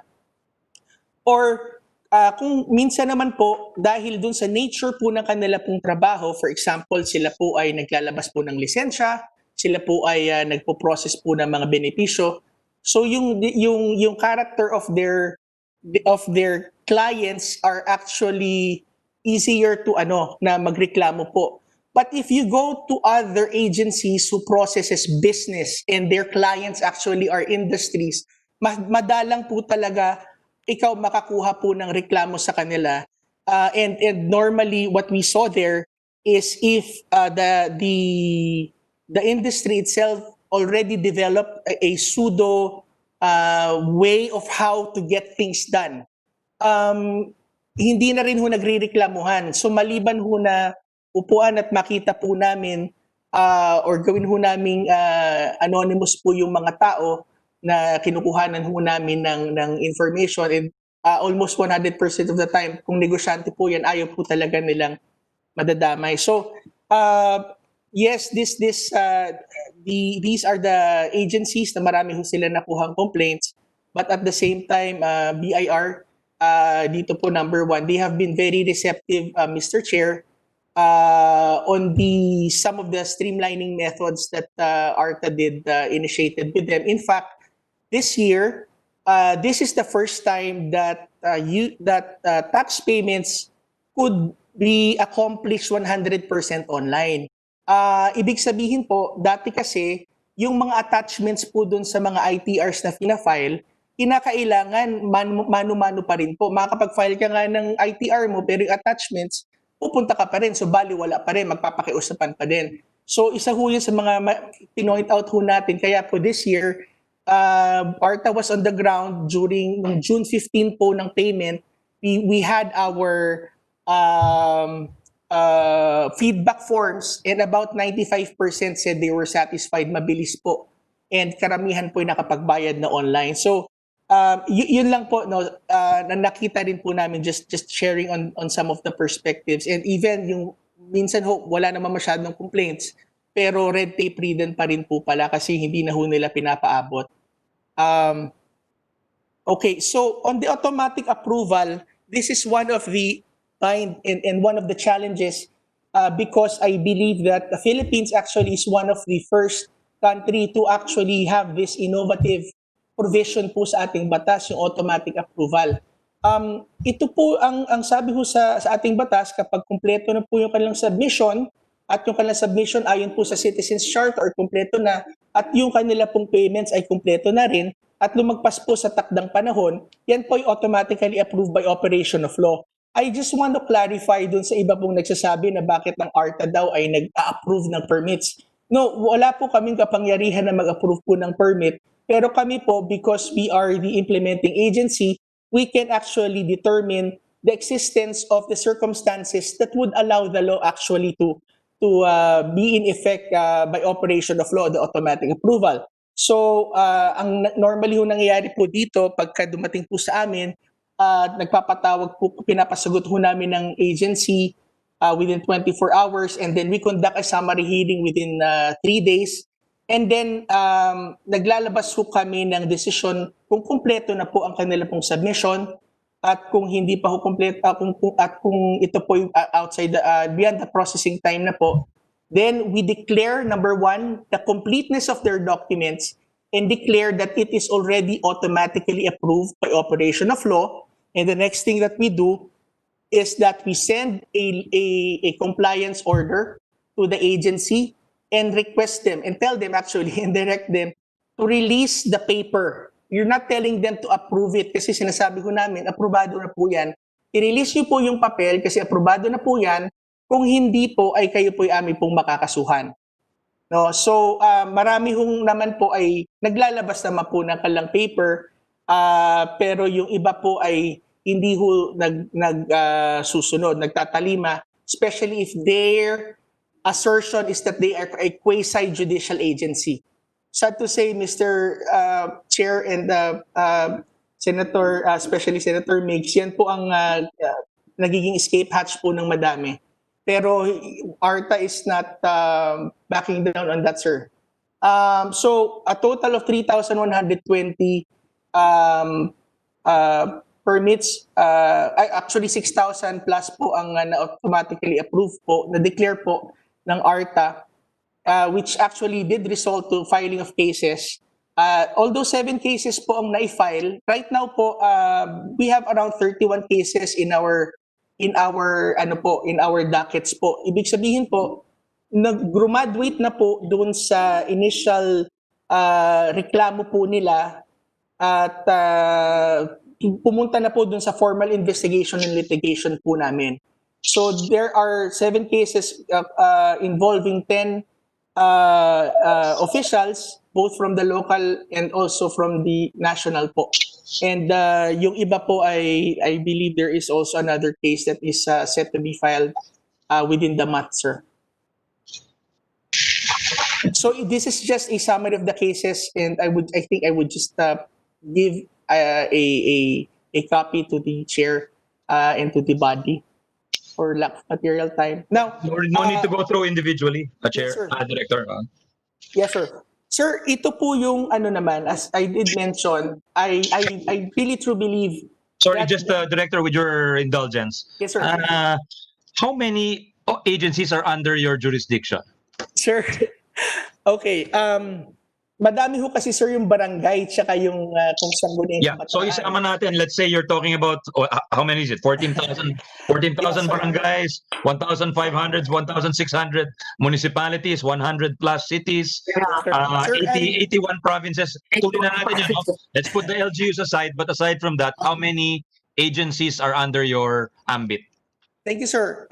It's the total number of agencies, excluding the barangays and the SK, it's around 10,197, sir. Wow. Kasama rin po, sir, dito yung mga embassies po natin abroad kasi iyan po ay ang kagandahan po ng ating batas. Sakop po sila, saklaw po talaga sila. Okay. Tama naman. Pero how many, my next question really is how many, kasi yung deemed approved provisions ng ARTA law do not apply to quasi-judicial functions, di ba? It's Sir, only to issuances of permits, etc. Could you clarify that, Director? Mr. May Senator, I- we do Maybe I believe can that... ask. Maybe Yes. I can ask, Chairman, with your permission. Yung quasi-judicial kasi, for example, yung favorite namin ni Senator Drilon, the Minority Leader, which is the NCIP. There are a lot of renewable energy projects that are still pending because of the FPIC, Free Prior Informed Yes. Consent approval, which is taking forever. I know Correct. projects in Bukidnon that have been pending for almost 2 years now. So, Does that fall within the quasi-judicial power? We'd like to clarify lang. Yes, sir. We do believe it does, but also we do believe that it is within the ambit of the law. So ano yung rule doon? Ano yung rule doon sa FPIC? Yung Sir, ang rule po dyan sa quasi-judicial agencies, kung meron po doon sa kanilang batas or doon sa kanilang IRR that provides for the period, then we believe that because it is a more special law specific to the industry or to specific sector, then we follow that period. Pero ang sinasabi ho namin, sir, sa kanila, kung wala pong period na ibinigay po doon sa inyong special na batas, then the general law of RA 11032 would apply. Ngayon, what does it say? What does the general law? Assuming the default is sa ARTA law, what does it Yes, say sir. with respect to ano? Sir, 20 days, sir. 20 days. So have you issued any deemed approved with respect to those? Yes, sir. To those you have? 3,120, sir, for the LTFRB. No, that's for the 7 days yata, di ba? Hindi sa 20 days yon. Sa 7 days yung sinasabi nyo. Sa 20 days po, sir. 20 days Even po. sa 20 days. Okay. Yes, sir. Yes, sir. 20 days po. Have you looked at the yung agency na sinasabi ni Senator Miggs? Yes, sir. Yung, Actually, what's the name of that agency? Sorry? NCIP po. CIP. Yeah. NCIP. Yes, sir. May I answer, Mr. Chair? Please, Sir, please. we just concluded with our hearing also with the NCIP yesterday. Ang dahilan po kasi kasama po ang NCIP doon po sa Administrative Order number 32 that the President recently issued to hasten the rollout of the on the priority projects of the government on water systems infrastructure. So ARTA was given actually 30 days po to come up with a recommendation on their processes. So we are finalizing the submission po niyan. So yes po, we do agree that the NCIP po is a very challenged agency when it comes to issuance po ng kanilang mga cases dahil po ang nakikita po dyan is yung consent po ng mga IPs ang lagi ho nilang sinasabi. Pero ang sabi po namin sa kanila, we believe that the NCIP has the power to step in and to resolve the issues if in case of deadlock. So as I did mention, Mr. Chair, this is also part of our streamlining powers or function po sa kanila. And also, Mr. Chair, wala ho masyadong complaints din na nanggagaling po sa mga indigenous groups papunta po sa ARTA. So this is also, sir, one of the things. But we are helping them now, sir. The complaints are not from the indigenous groups, Director. The complaints are not from the indigenous groups. They're from the businessmen because for the businessmen, time is money. So if a proposed project is not been dun sa NCIP for 2 years, that's not efficient government, Director, no? Agree, sir. Agree. Yes, sir. Just to add, Mr. Chairman, I would suggest to Director or to DG Belgica to get in touch with the DOE, find out all the pending applications for service contracts that are pending construction due to the failure of action of the NCIP. Ang dami-dami. That is all hydro projects, geothermal projects, all over the Philippines. So I know of several because I'm part of the association being the author of the Renewable Energy Act. Talagang number one complaint, hindi po natin sinasagasaan yung karapatan ng mga indigenous peoples. We respect and honor and acknowledge the needs of the indigenous peoples. Pero hindi naman pwede, dapat under our law, di ba? Kung yes, yes, no, no, wag lang i-drag ng 2 taon, di ba? Para at least malaman ng investor, makapasok ba sila o hindi. Kasi kung ang laki-laki ng ginagastos nila on the ground, which you call pre-development costs, and then at the end, pag alam naman po natin, pinapahirapan minsan sila, para lumabas din sila na napakalaking pera. I know one instance where the Aboitiz group of companies paid a large number of money, multi-millions, para lang mag-agree yung IP groups nila para mapirmahan na yung FIC. That's to me, it's extortion, It is extortion, and that's why nothing's happening all around Metro Manila, outside of Metro Manila. Nagkakaroon pa ng problema ng insurgency. Obviously, because nobody wants to go to this area, so lumalakas yung insurgency. So yun lang siguro, aside from the others that can we start asking, Mr.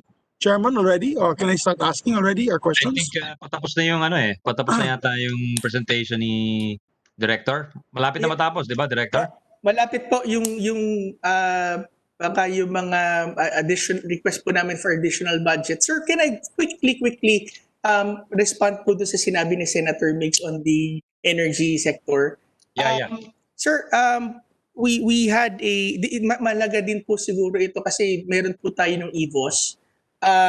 Doon po sa Energy Virtual One-Stop Shop. Yes, na provision po doon sa ating streamlining din po ng ating energy sector. nag-reach out na rin po kami, sir, on the DOE at nagkaroon po kami ng series of meetings with DOE kasi I think the one of the challenges po doon sa batas po na yan is meron din po silang automatic approval pero hindi po nila alam kung sino po ang mag-execute po noon. So we also requested and they did amend, were amenable po to include ARTA in the steering committee already. So nakuha na po namin yung list ng mga pending projects po niyan and we would be more than happy po to give an update po on that. So Yeah, actually we did Because actually sa DOE, Chairman no, and DG, the DOE is very, very cooperative. As a matter of fact, pinag-inan on their own under Secretary Cusi. So when you're applying now for service contracts, you're applying for let's say power projects with the DOE, mabilis na yung galaw. It's the agencies, let's say the DNR for the ECC, NCIP, FPIC, all these are requirements before DOE can actually grant you the order to build, no, to start building. Kaya nabibinbin yung projects dahil sa mga malilit na ahensya na ito that are actually playing God, if pardon me for saying this, that are practically playing God in certain areas. Yung project ni Senator Drilon, yung kanyang dam, 10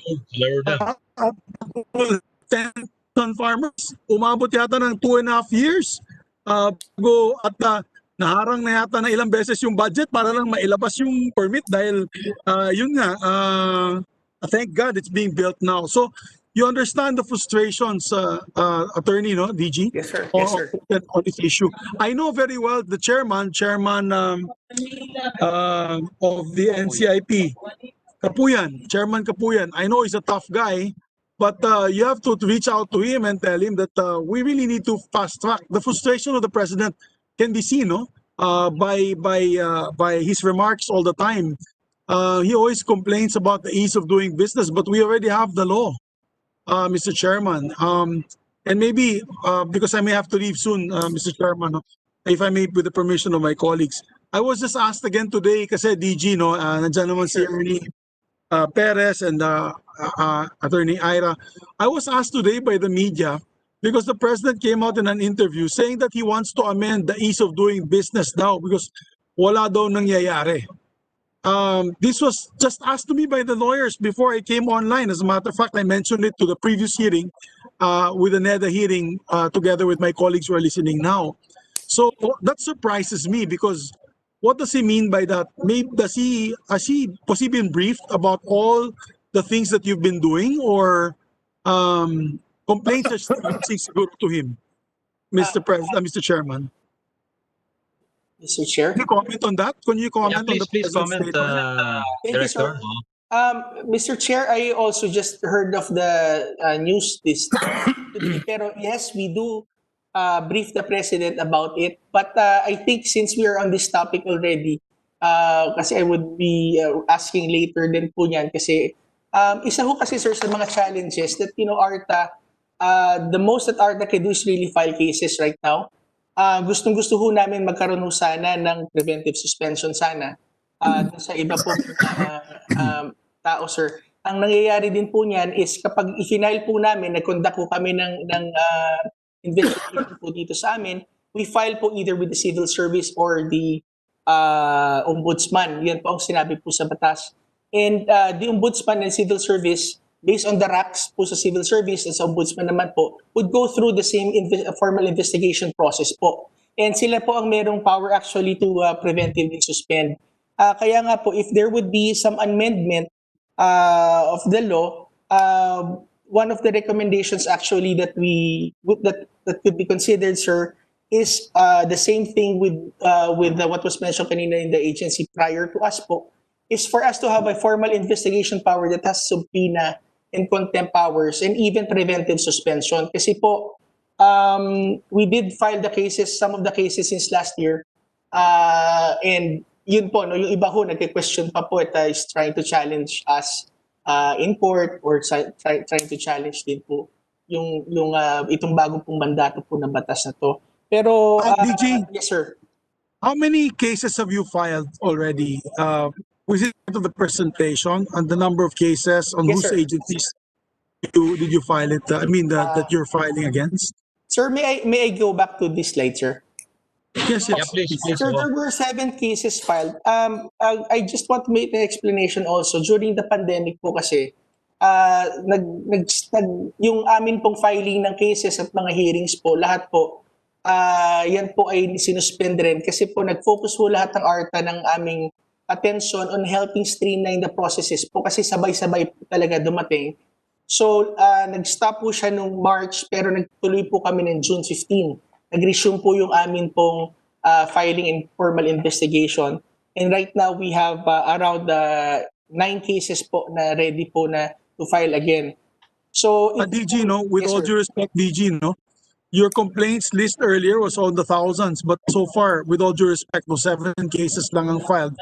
Obviously, siguro, kaya matapang itong mga tarantadong ito, hindi gumagalaw dahil siguro hindi natatakot, di ba, DG? When we envision to, actually, I'm the father of ARTA, you know that, Yes, sir. DG. Yes, sir. That was not in the ease of doing business law. That ARTA was a brainchild of mine and several other senators who really felt that we needed to come up with a untouchables agency, like a Elliot Ness, no, that we run after Al Capone. As earlier mentioned by Sunny, mukhang maraming Al Capone and hindi sila natatakot, sabi ng chairman kanina. I think more cases should be filed against these individuals, particularly other national government agencies, hindi lang LGUs. Kasi yung hang-up nasa national government agencies din eh. Di ba, DG? Sana we have to Yes, sir. fast track that. I mean, 7 cases is not impressive. It's not, I'm sorry, my friend, but it's not really impressive. The reason why I'm stating this is because being the father of the ease of doing business and principal author of that in the Senate, every time people ask me that the law is not being implemented properly, it pains me, no? Because we try to make it as simple as possible. The law is a very, very simple as possible. So simple that any judge in any jurisdiction or any quasi-judicial body can actually interpret the law very simply. Kaya nagulat ako na until now, marami pa rin complaints sa DG. No? So I hope that you can speed up the process of filing the cases because the president's frustration simply shows that really that affects the image of the agency. Diba? If he says that today, either he does not know about it, that we have all these powers and that we have all these penalties, or he's merely sharing his sentiments of frustration. Baka marami pa rin lumalapit sa kanya at sinasabihan siya na maski na may ease of doing business, walang natatakot. So remember, when you entered Director General, I said you cannot be afraid. This position is a tough position to take. This is a very tough position to take. But you cannot be cowed and afraid by all these government agents, no, or agents of government. Kasi kung hindi, sayang yung batas. Sayang talaga yung batas, Director General, Mr. Chairman. Yeah, good Sir, points.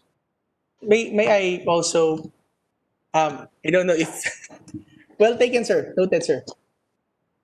On these 7 cases, sir, as I did mention, meron po kasi yung Legal and Public Affairs Office po namin na pumapasok po sa amin, that number to the thousands. But not all of them actually do graduate to the formal investigation stage kasi marami ho sa kanila actually is nag-respond po. I did mention there are 31 actually right now who already did enter that phase, sir. So, yan po yung kasama po sa aming mga makakasuhan din po. And also, sir, we are also a bit challenged also when it comes to manpower. We only have 4 lawyers in our disposal. But again, sir, we're going to do our best to file more cases, sir. I'm actually surprised. I just saw the numbers today, DG. No, so you are under the office of the president. Is that correct? Under the law, you're under the office of the president. An attached agency under the office of the president, sir. Yeah, an attached agency. The reason we put you as an attached agency under the office of the president is that you will be above the departments in terms of, kasi mahirap din mag-file ng kaso sa mga departments kung undersecretary ka lang or you're lower ranking as they would perceive you to be. So we place you in that pedestal so that you'll be able to report directly to the president. That was the idea. I think if you have difficulty when it comes to ease of doing business, kausapin niyo yung executive secretary, Secretary Bingbong Medialdia, para at least alam niya what are the problems on the ground. I think you should reach out now because if the president truly has mentioned about his frustrations on the ease of doing business, that is a slap to our faces, no? Not only you but also to me, being the author of the law that we made 2 years ago with very, very strict penalties and very, very strict provisions. Actually, yung telco companies na matagal na rin na yung permits for telco companies na matagal na rin naging pet peeve ni Senator Drilon, our minority floor leader, na ipasok na namin yan under the provisions that he developed under the ease of doing business. He actually gave those special provisions under our law on telco towers. And unfortunately nga, during the Bayanihan 2 hearings, nag-request talaga pa rin yung telco towers ng additional ease of doing business kasi nga, hindi talaga nagko-comply. Kaya nilagay na lang namin dun sa Bayanihan 2, which is an emergency powers bill. So, I hope you don't mind, DG, no? You can see my frustration. Although I wanted to come here to support you, but when the media was asking me about this on the president, I had to put my foot down and basically say, now we have to check the records. And, all this streamlining is fine, DG. The streamlining process that you're doing is fine, but you have to put a stop on that, and then you have to be now the enforcer. You have to start being the enforcer that you're supposed to be. The bruiser, the guy that they're afraid of, the boogeyman. If the artist goes to their agency, that means there's something that they did wrong and that you are going to be after their butts and you're going to file their cases and we're going to recommend their removal from their offices. You can even approach us because we have oversight functions. So you can always report to us now and tell us, Senators, ito yung mga ahensya na matitigas ng ulo because bukas na bukas sa ibang budget hearing, talagang babanatan ko sila. I guarantee you in support of your effort. If you tell me one agency is giving a hard time, we are tomorrow, next day, we will ask the agency to explain themselves and maybe we will even move for the postponement of their budget at a later date until they can give a proper answer. So we're here to assist you, partner. That's why you really have to show your teeth. Ika nga, wag kayong matakot. Para hindi rin pumatakot yung mga negosyante gumawa ng trabaho. Lalo na sa countryside development. Napakahirap. I'll tell you, it's so slow because of what's happening now. Kaya yung mga complaints, you file 1,000 cases. Yan ang pinaka-the best. Yan yung quota mo. Sir Ernie, okay ba? 1,000 cases, file nyo kaagad. Tapos habulin natin sila. And we'll make sure this law works. Yun lang po, Mr. Chairman. I hope you can see my frustration, no? Because Yeah. I share your frustration, Majority Leader. Thank you for telling us how your law should be implemented. Tama kayo. Tama po kayo. Thank you, Mr. Chairman. Salamat. Are you done, Majority Leader? Questions? No. I have no further questions. I'm in full support of their budget. And yes, if the request is to, with the permission of Senator Frank Dillon, who's a minority floor leader, if the request is for additional powers, being legal luminary, or aside from the chairman of the Senate, maybe we can craft the legislation to add suspension powers, Senator Dillon. Is that possible at all? Let's re-examine. Let's examine that closely because that is that's the power of the ombudsman, and that's constitutional. To give the president has that power, but I have to examine whether because these are not people under the jurisdiction of the agency. If you are the head of the agency, you have the power to suspend those under you. But these are people which are not directly under the agency. And I am not prepared to say we can do it. Okay. But what we can do is reach out to the ombudsman. DG, diba? Certainly, yes. We can reach out to the ombudsman. Yes. And ask them to do is, to move quickly on the cases filed by yourselves, by the ARTA. Certainly. That's Yeah, we can do that. Mr. Chair, if I may, during the calling of the IRR, Senator Nix, that we did encounter that same question, and Senator Didon did say that this is a power by this of the CSC and also of the Ombudsman. But what was agreed by the CSC and the Ombudsman is that they could actually designate ARTA to do actually some of the formal investigation on a per case basis. So yun po. Yeah. Yes, sir. Mr. Chairman, no question you can be designated to do the investigation, but the final act pertains to these constitutional bodies. That's all I'm saying. There is no question that you can suspend your own people, but to suspend people across the bureaucracy, that's already the power of the president and or the ombudsman and or the civil service. So I just, you asked for my view, that is my view. Whether it's correct or not, I do not claim monopoly.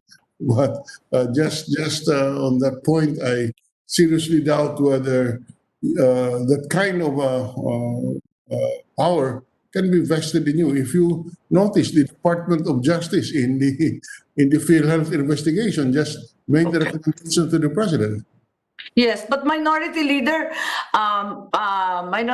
if the chairman will allow, as our majority said earlier, in as much as you were explicitly placed in the office of the president, pwede naman siguro kung malampag kayo sa office of the president at si executive secretary ang mag-issue niyan.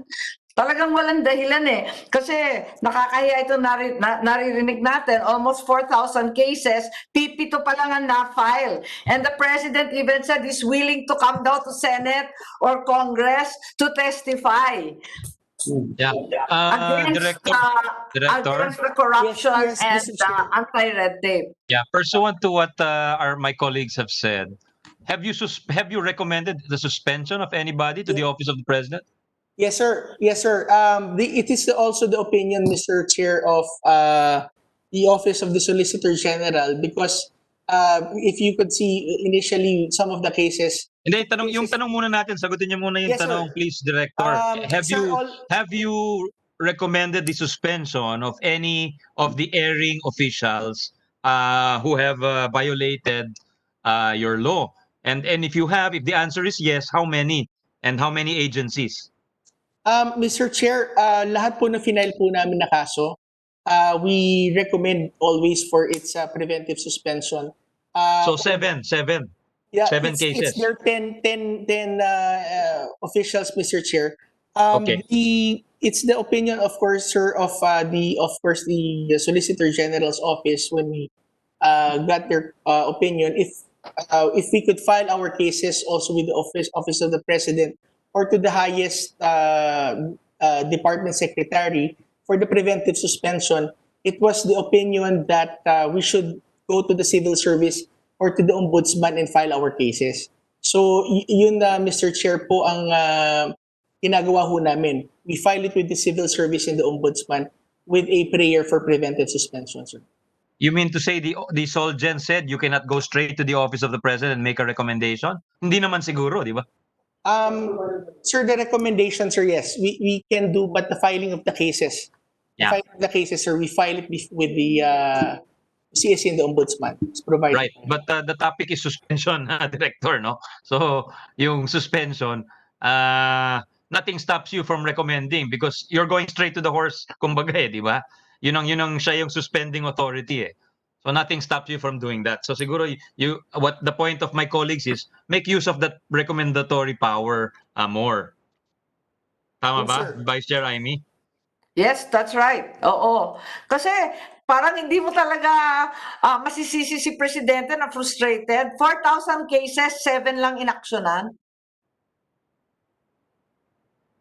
Sorry if I may po, Mr. Chair, it's all of those cases were acted upon. In fact, inaksyonan po, nilabas po yung mga permits ng mga cases. What we're saying po, yung mga tumuloy po dun sa mga cases, yung hindi po sumunod doon sa atin pong order of automatic approval or yung... So, kaya po nag-graduate po sila doon sa filing po ng cases namin, Madam Senator. is kasi nga ho nagpumilit, either sila daw exempted po sa batas o for some other reasons, ma'am. So that's the time that ARTA files a case. In fact, Madam Senator, doon po sa amin inilalabas na compliance order po sa kanila, may warning po yun, ma'am, na kapag hindi ko kayo sumunod, we would be filing constraint to formally investigate and then file a case po sa inyo. So, yun po yung sinasabi natin na 31 po na cases na graduate po ngayon for filing po, ma'am. Actually, Director General, no, with Yes, sir. the permission of the chairman, Go ahead, yung mga linabas yun na automatic approval orders, those were actually in violation of the law. What you did was to comply with the law that they're automatically approved. But what the agency did was a violation of the law that they did not comply with the time. Dapat automatic nang napaila ng kaso yan. But of course, kung malambot ang puso Kaya nga. natin, we can give them the leeway, no? O, na yun, warning lang to. Automatically approved ito mga requests. But if there are subsequent requests in your agencies, permits and licenses na hindi pa lumalabas, pailan na natin sila ng kaso. Kasi actually, two-strike policy lang tayo. Tibay ng batas natin eh. Two-strike policy lang. First strike, 6 months suspension without pay. Second strike, removal from office, permanent disqualification, 6 years in jail, and 1 million penalty. Medyo madugo siya. So, yan ang kailangan natin gawin. Again, to reiterate, DG, tama, you can go to the office of the executive secretary. And I think if the president is frustrated, maybe you should visit the executive secretary now and tell him, sir, those are your options. We can recommend to you, and you can file, you can already suspend them under the powers of the office of the president. Para kung kasi dadaan pa kayo ng civil service at ng ombudsman, wala talaga mangyayari. Wala matatakot yan. Yeah. Wala talaga matatakot yan. Tatanong ko lang, meron ba kayong ginawa doon sa top 10 ninyo? Yung top 10 na complained of agencies, BIR, LTFRB, like Majoset, SSS, DOLE. Yeah. May top 10 kayo. Did you take any action against them? Yes, Madam Senator. I did mention po kanina na dalawa po yung function namin, ma'am, which is on the streamlining and also enforcement of cases. On the streamlining, Yun nga, ma'am, what did you do? Yes, What did you warn them? Did you chastise them in public? What has been done? Kasi parang wala naman kami naririnig na pinagsabihan yung BIR ever. Actually, ma'am, it's in the presentation ho sana, pero I'll just say it anyway. On the BIR and the other agencies na kasama po dyan, nagkaroon ho kami ng mga continuous hearings sa kanila on the streamlining po nila. So sila po ay katulad po ng SSS, Pag-ibig, BIR, yun po nakapag-create po tayo ng National Business One-Stop Shop po dun sa kanilang pagtatayo po ng kanilang mga businesses. And yung kanilang pong Citizens Charter na atin pong ini-examine, na pumasok na kasi, Madam Senator po, ang kailangan po kasi dyan, ma'am, yung kanila pong dating Citizens Charter na hindi ho pumapasok dun sa 3720, ay kailangan ho nilang repasuhin at baguhin. Hindi kasi yung, sabihin Yes, ko na lang bakit ko binabanggit to. Kasi yung mga LGU, talagang nagre-reklamo na sila lang daw ang pinagsisita ng ARTA lagi. Parati silang sinita doon sa water system. Pagkatapos sinita na naman daw sila sa telco. Sabihin na natin may kasalanan o wala. Ang problema, hindi naman ninyo sinisita yung BIR. Kapag big time, hindi naman ninyo sinisita yung DOLE, DSWD, yung ibang mga top-notcher na national agency na talagang rinereklamo, hindi naman ninyo sinisita. Ang binubuli lang daw yung mga hamak na LGU. Ma'am, if I may answer, Mr. Chair. Hindi po totoo, Madam Chair. Ma'am, when the first 10 days that I was in office, pinatawag po namin yung 5 most complete national agencies po. Ito po yung LRA, ito po yung LTO, yung BIR po, SSS, saka yung Ano yun? Pero hearing lang yun. Did you actually warn Yes. them at pinagsabihan katulad ng mga LGU tungkol Yes. sa tubig? Halimbawa, yun talaga pinagsabihan at publiko na linathala na nagkakaproblema kayo. Samantalang ito, hearing-hearing lang, patawag-patawag lang, hindi naman nakakahiya yun eh. Ma'am, meron po actually may nakasuhan din po doon sa mga sa Register of Deeds under po ng LRA, ma'am. Pero yung patawag po namin ganun, ma'am, kasi Ang una po natin, Madam Senator, na hinihingi po sa kanila, streamline ho ang kanila po mga proseso.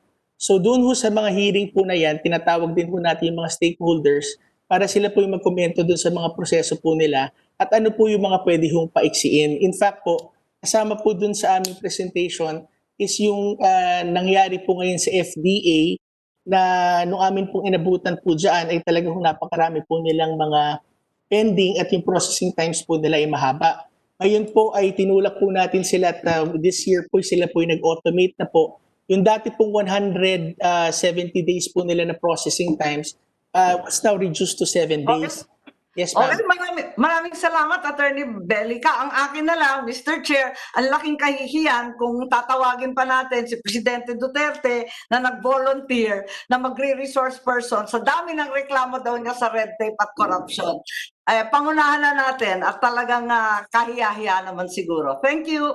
Thank you. Thank you. Very good points, Vice Chair Amy. And, I really heard from businessmen that it's very easy to do business in Davao when Mayor Rudy was the mayor. Ang bilis.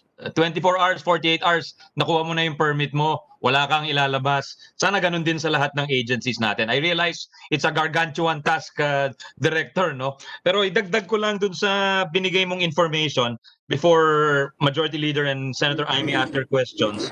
Yung binanggit mo, there are 10,197 agencies under your jurisdiction. Yes, sir. How many of these agencies have their own laws with their own periods, reglementary periods for procedures? That's what I'd like to drill down on. Sir, dun sa kanila pong mga normally, sir, yung issue po kasi ng sariling periods would only arise on the quasi-judicial agency, sir. Yeah, so ilan yun? We don't have the exact data, Mr. Chair. Ano, pinag-aaralan nyo ngayon? Pinag-aaralan nyo? Sir, ang default ho namin dyan, sir, kasi not more than 20 days sa kanila. Not unless, Mr. Chair, kasi sila po, Mr. Chair, normally... I understand that, Director. I understand what you said earlier. The default is 20 days, pwera lang the exception is if they have their own laws. So yung tanong ko nga is a follow-up on that. How many of these agencies have their own governing laws which provide for reglementary periods other than the 20 days? Mr. Chair, we don't have the data for that, sir, but we could come up, sir, with the summary because nagsubmit ho sila ng mga citizens charter po nila sa amin, sir. Doon po sa citizens charter, Mr. Chair, kailangan i-indicate po nila doon kung meron po silang special law, sir. So how yes, many submissions, have submitted their citizens charters to you? Yes, sir. Sir, out of the 10,197 agencies, we have around 67% or 67%, sir, of submission or 6,918 who already submitted their revised citizens charter that already reflects po yung processing time as provided for by RA 11032. Mr. Chair, we do consider that this is a big challenge for them also and I would say that an important step na kung yung dati po nilang mga 40 days, 60 days now goes down to 27 and 3 kasi that's the time po that we can actually hold them accountable for those processing times, sir. And if they do not reflect in their citizens charter some of the services, then it is automatically interpreted as a simple transaction. So 3 days po lumalabas doon, sir. Okay, good. Tsaka yung common practice na hihingi ng additional papers. You're aware of that, di ba? Bibigyan ka ng requirements, mag-comply ka. Sasabihin, ay wala pa ito. Have you monitored all of these? Yeah. Yes, sir. Part of the cases that we filed and is also... yung moving target, kumbaga, nagmo-move yung target, di ba? Opo, bawal na bawal po yun, sir. Yun yung sinasabi na dapat may listahan kayo ng mga requirements at fees at wag mong dadagdagan po yan. Yun po yung citizens charter. Yes, Mr. Chair, kasama can po you give us a list of, I realize it's a moving target for you, this list of agencies, sabi nyo 60 to 67%. Could you give us the list of those who have complied and we will, sir. We will, Mr. Chair. And the list also of who have not complied. And we would, sir. We would po. we will Pero talk. hindi naman ibig sabihin na lahat ng 67% na yon ay may complex transactions or quasi-judicial transactions, di ba? Hindi lahat yon meron.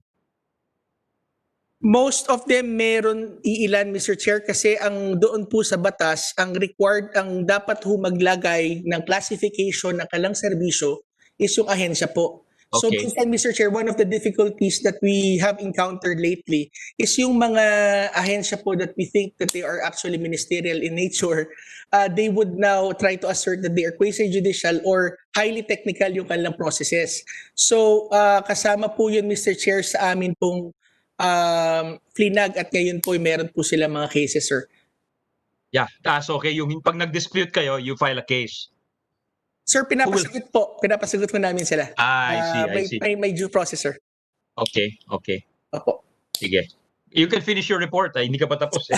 Sir, dalian ko na lang po for lack of Yeah. material time. Sir, this is the 7 agencies, priority agencies that ARTA did focus last year because ito po yung 5 most complete agencies na binanggit po ni Pangulo, and at the same time may dalawa po kami idinagdag ng FDA and LTFRB. So they have already undergone their streamlining process also. Sorry. I will jump. Ito po, we are currently developing the National Regulatory Management Framework. Now, what are those agencies? Sorry, what are those agencies you've concentrated on? Sir, the 5 agencies mentioned by the President in the 2019 SONA, Ano ito po yun, yung LTO, LTFRB, LRA, Pag-ibig, BIR po, and SSS. Yung most number of complaints po.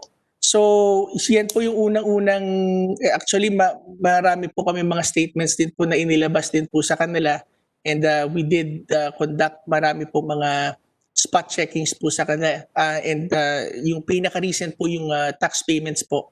We were also on the ground monitoring kung talaga pong nangyari yung mga reforma na inire-report. How about PhilHealth Director? PhilHealth, sinama niyo ba dyan sa Meron na, listahan niyo? sir, wala po dun sa binanggit ni Pangulo na 5 post complaints, pero meron Yes, na but po are they kami. on your radar? Kasi Yes, sir. ang daming lumalabas na complaint. In fact, sumulat yung Dialysis Association of the Philippines nung lumabas yung committee report ng committee ng Senado headed by no less than the Senate President. Clear na may pinaburang mga certain select clinics and hospitals, no? That's the finding of the Senate. Parang sabi nung mga ibang clinics, paano naman kami? Ilang taon na yung sa amin, sabi ng mga ospital. So I think you should better take a look at that, Director. Thank you, Senator. It was mentioned also, sir, by the good chair during the last hearing. I think of the PhilHealth hearing, you did mention, sir, that if they are willing to undergo ARTA's assistance on streamlining. Sir, we already did conduct 3 hearings also with them, and we did submit already the recommended streamlining processes and the strengthening of some of their processes, Mr. Chair. With your permission, sir, we would also submit to the good chair on the PhilHealth issues. Yes, we'll ask for a report on that, especially yung reimbursement dahil especially now, you know, a lot of these small hospitals are really dependent on the PhilHealth reimbursements for survival. Yes, Mr. Chair. Thank you, sir. Sige. Okay, go ahead, Sige, Director. so po, I will try to. Sir, last February, the President also, the Executive Secretary, who is actually, sir, very supportive po sa efforts po natin on the streamlining, lalo na, issued ito pong Administrative Order number 23 that directing all government agencies to eliminate overregulation within 60 working days from its effectivity by submitting a revised Citizens Charter and a compliance report to ARTA. Inabutan po yung 60th day nung lockdown, so it was pushed to July 25. So nag-submit na rin po ulit sila ng kanilang pong mga streamlining na mga efforts po, and ARTA has 6 months to submit to the President on the recommendations on the streamlining efforts po of these agencies. Okay, I will just skip this portion, sir. Sir, this is the current manpower of ARTA. Out of the 208 plantilla position, we currently have around 112 employees, 16 are co-terminus, 53 are permanent, 4 are detailed, 27 are contracts of services, and 12 are under agency. So totally, more or less, sir, mga 60 po ang amin pong mga tao. And I did mention 4 of them are lawyers. Just to point out on the accomplishment on the first SEM on the GAA target indicators, ang amin pong, ang nakalagay po sa amin dyan is 300 agencies ang amin pong i-evaluate ang kanilang Citizens Charter po.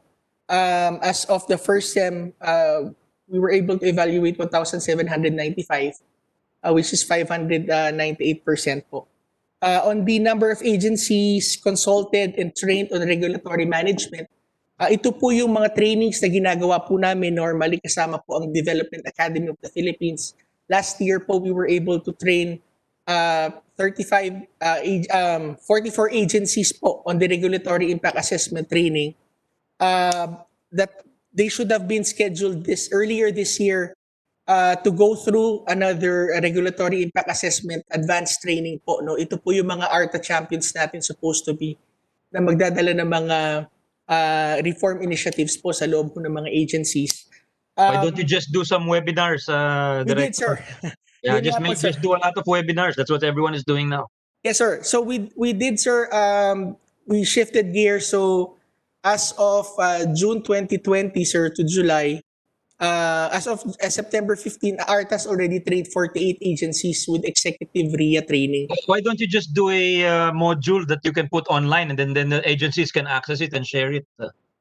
Pwede naman yun, Mr. Senator, pero yung RIA training kasi, sir, is kasama po kasi yung guided interaction that is actually, that also needs to be facilitated.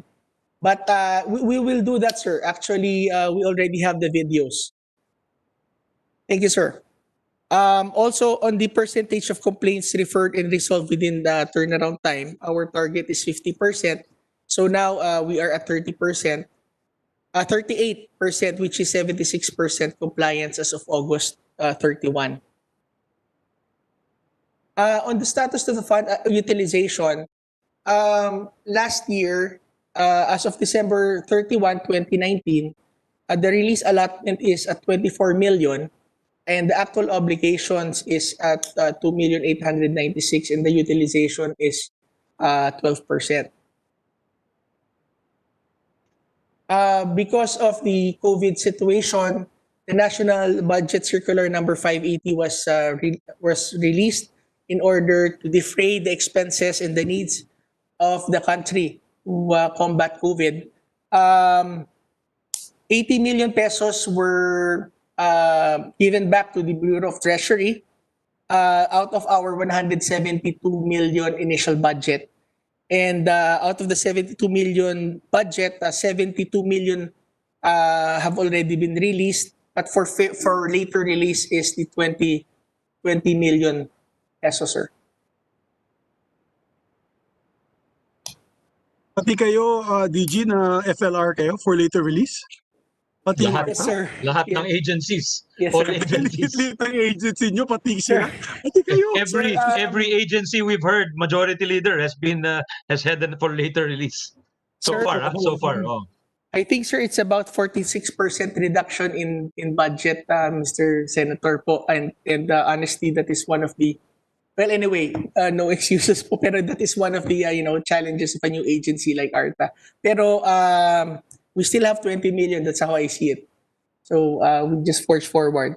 On the budget utilization, the GAA, the grand total is 172. The allotment release is already at 97,792,000. And the actual obligated is already 68,163,000. So the utilization is at 70% now, Mr. Chair. Okay. On the allotment, on the fiscal year 2020 budget utilization, the total again is 172. The release allotment is 97. And for later release is 20 million. The actual obligation is 68 million. And the utilization is 70%. So this is our proposed budget. Originally, we were requesting for around 585 total, for 585,924 total budget. If I may just skip this and go directly to what was granted, what was actually included is 146,047,000, which is there is a variance of 75%.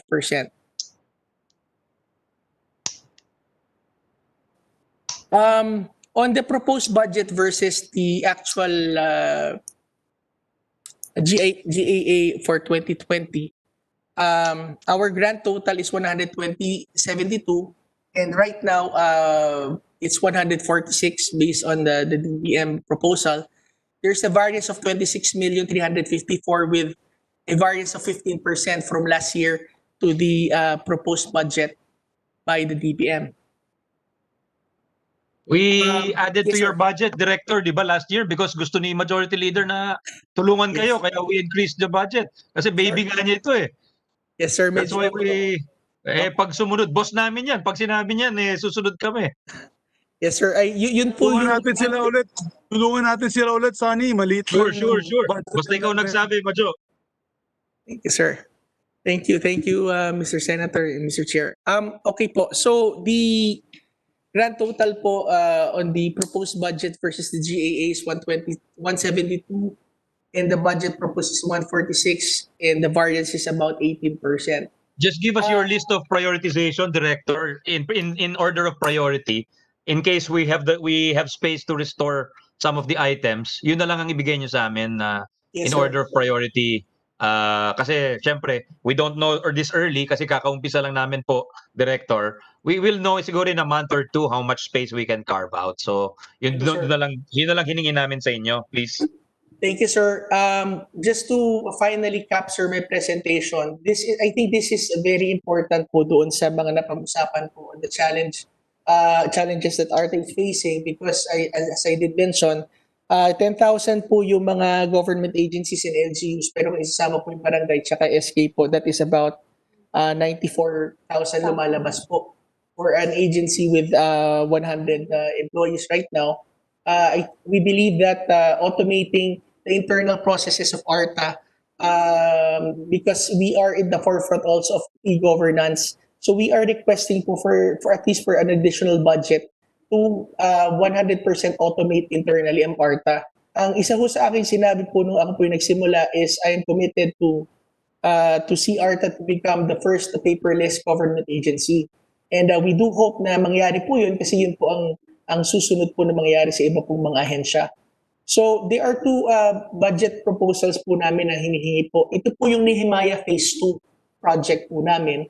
I did mention po kanina yung sectoral streamlining po na ginagawa po namin kanina with the logistics, with the common towers po kanina, and yung sa socialized housing. Kailangan po kasi mag-streamline muna bago po tayo mag-automate. Kasi hindi po pwede ang isa ho sa mga misconception na nakita po namin na iniisip po na iba, pag nag-automate po tayo, automatically may streamline po sila. But the problem po doon is if you don't remove the redundancy and those that has no basis, we run the risk of automating the red tape. So kaya po itong Nehemiah Phase 2 will address that problem. Address the problem of a wholesale streamlining on the construction sector, healthcare, consumer goods, tourism, insurance, water utility, mining, education, money service business, public transportation, tourism, food industry, and other sectors as may be recommended by the lead builders or by the President. This is based on the Modernizing Government Regulations Program that Development Academy of the Philippines have already studied and available na po ito. So we will just be implementing. Sir, just to give you a picture of what we foresee on what would happen with the logistics sector sa ginagawa po namin ngayon na Nehemiah Phase 1, we expect on the logistics sector a reduction po on steps of 73% and on time 87%. And according po sa aming mga kaibigan also from World Bank who's helping us, there would be a projected savings in the industry of about 1.9 billion, almost 2 billion pesos. And on the pharmaceutical sector, yun pong sinasabi ko po kanina na on the FDA, ikinakabit na rin po natin sila doon sa SEC, SSS, PhilHealth, Pag-ibig, na kung saan kapag ikaw ay gusto mo magtayo po ng isang kumpanya, either a pharmaceutical company or isa pong food processing company na kinakailangan mo magrehistro po ng iyong juridical entity and also kumuha rin po ng license to operate, you could do it at one go already through the central business portal. So that would Pero bakit 86 steps pa rin, Director?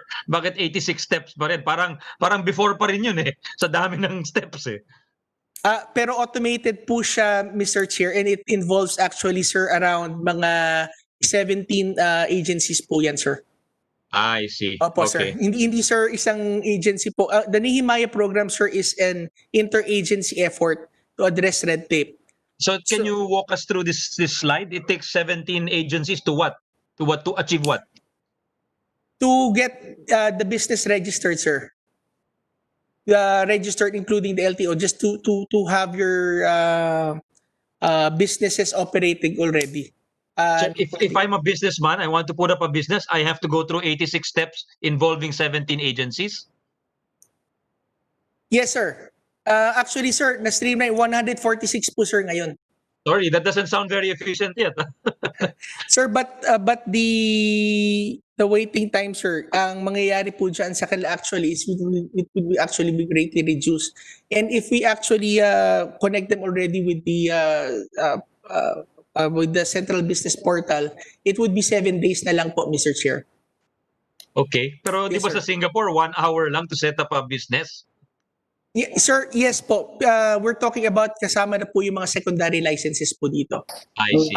Mr. Chair, papasok po Ingit sila. na Hong Kong, benchmark 20 minutes. Yun, there you go. Yeah. Just so we know what Yes, sir. we're up against, no? We want to be very competitive. Actually, sir, sabi po nila kaya na po ng 2 days dun sa process, pero they're being conservative po by saying it's 7 days. So this is the Nehemiah program, sir. Right now we have 5 sectors, and Thank you. Very well spoken, Majority Leader. And yun ang problema yata. They have no fear of God in this life. The fear is in another. They all know that it comes in another life, so they're making the most in this life. Yeah, but Mr. Chair, they should have the fear of Duterte in this life. At huwag natin galitin si Pangulo. Maraming salamat po. Vice Chair Amy, you want to ask questions of Director? Nako, tama na yon. Tama na yon. Sabay-sabay natin tulungan. At nako, nakaka-nervyos si Presidente Duterte magalit. Ang tiyaga po ninyo, Chairman, ang liliit na ahensya, talaga namang hinihimay na mabuti. Thank you. Thank you, Vice Chair. It's a very important agency, and it's a new agency. So we want to, and they're on the right track. They're really on the right track. We just want to help guide them and help them in their mandate. Andyan pa ba si Minority Leader Frank Drilon? Is he still around? Does he still want to ask questions?